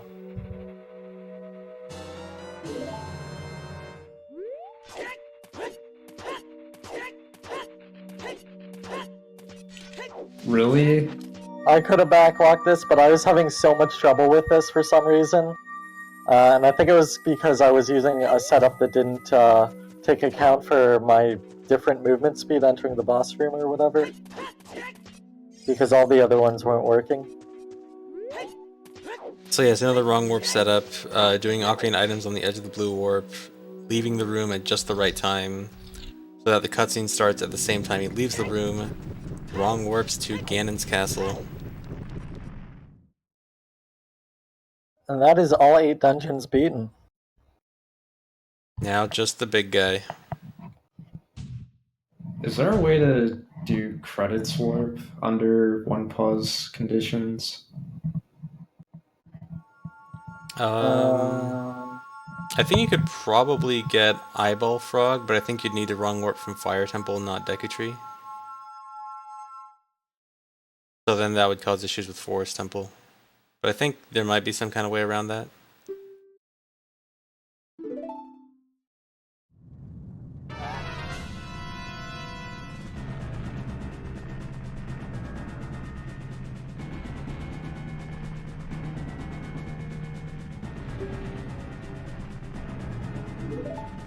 Okay, there's one more thing to solve. Somehow we have to get to the bottom of this castle without pausing. Wonder how that's gonna be done.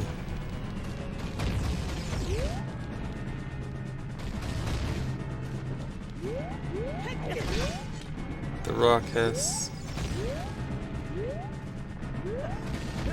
Oh my god, the insta-clip. Can you not do the clip from the top? I think if you get super lucky, you should be able to get hit by the rock. I but- tried for 70, 80, 90, I don't know, I lost count. A little under 100 re-records of trying to get the God Rock, and I only was getting knocked off, so... Yeah, I was just about to say that probably sounds incredibly painful to task to try to get that to work. It's actually hard to hit the loading zone at the same time you void as adult too when you're doing insta-clip. You have to kind of change where you're going to land to almost miss the loading zone by a little bit more. I don't know if it's because adult is just bigger or what his deal is, but... Yeah, but anyway, the way that void warp works is you fall far enough to void out at the same time you hit that loading zone, and then it spawns you inside the castle, but at a very high coordinate, so you can fall all the way down to the very bottom of the escape. Oh, I just want to throw it out there. The kiss, that was the first inputs I tried to get centered there, worked out for the kiss. It was destiny. It was meant to be. That's how the kiss works. It's you get it first try, or you just can't get it at all. If you load state, she doesn't do it. Yeah. She knows that you're trying too hard. Has to be natural. You need consent. That's the most important thing.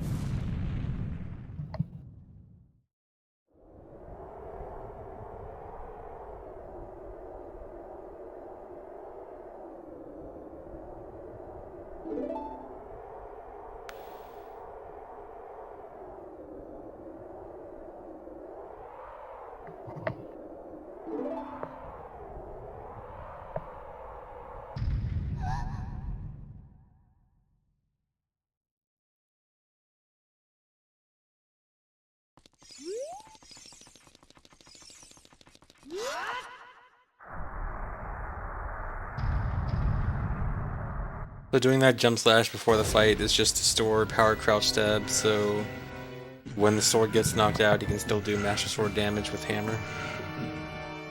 With good old crouch stab.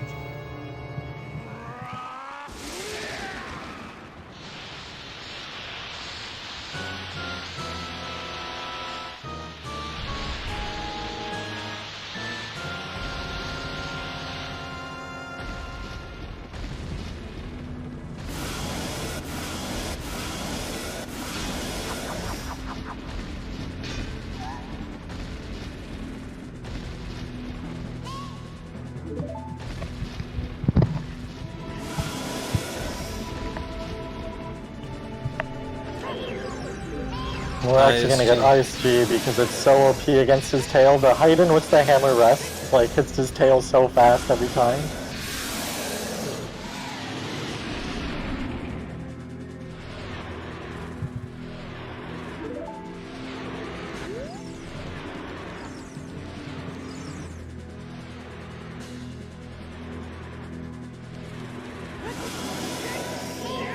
Is this Zelda's first appearance in the run? No, she got kissed. I mean, Before like, that. did Escape, is that, like, the first we saw Zelda? Unless she was some other mysterious character. I guess. Yeah, as long as she wasn't pretending to be someone else we met throughout the run, then yeah. And that's it, Ganon is down.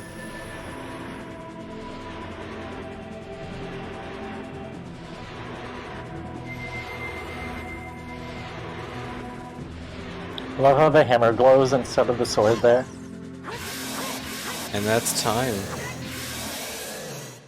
And that is Ocarina of Time, all dungeons beaten, only pausing one single time. So that was pretty cool.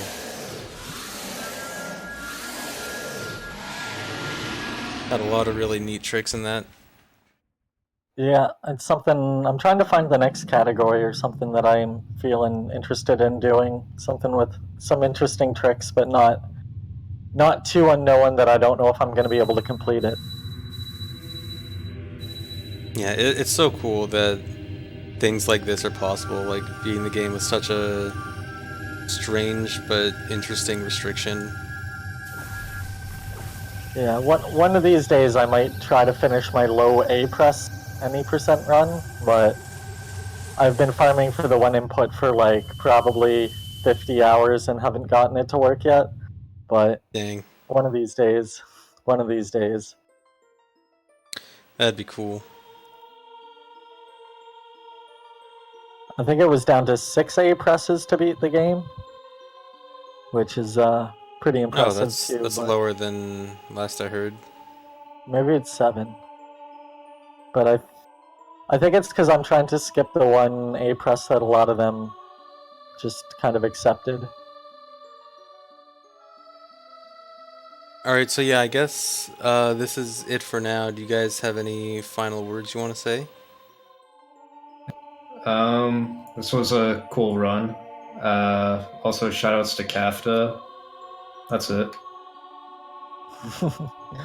Alrighty, I'm gonna give shoutouts to Jolan. Without Jolan, like, this would not be possible. He's the one who made Itemless Escape, made the setups for it, made the Cuckoo jump, and has done a lot for the community as far as coming up with interesting, thought impossible glitches. So huge shoutouts to him.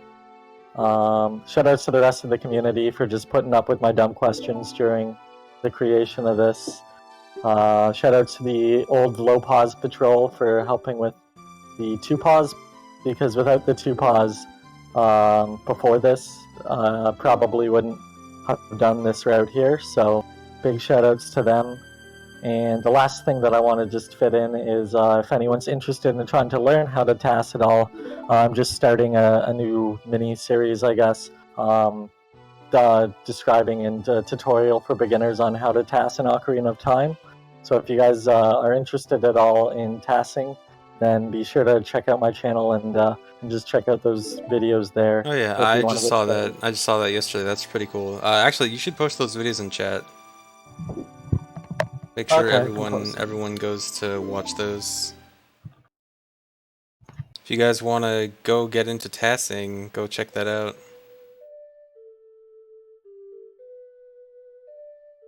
Yeah, thanks for doing this run. It was really cool to watch. Yeah, it was a lot of work for one person, which is why I had to cut a few corners and, not do everything as perfect. But I've been thinking about just redoing the run and see if I can shave off another 10 or 15 minutes with some more optimal, everything.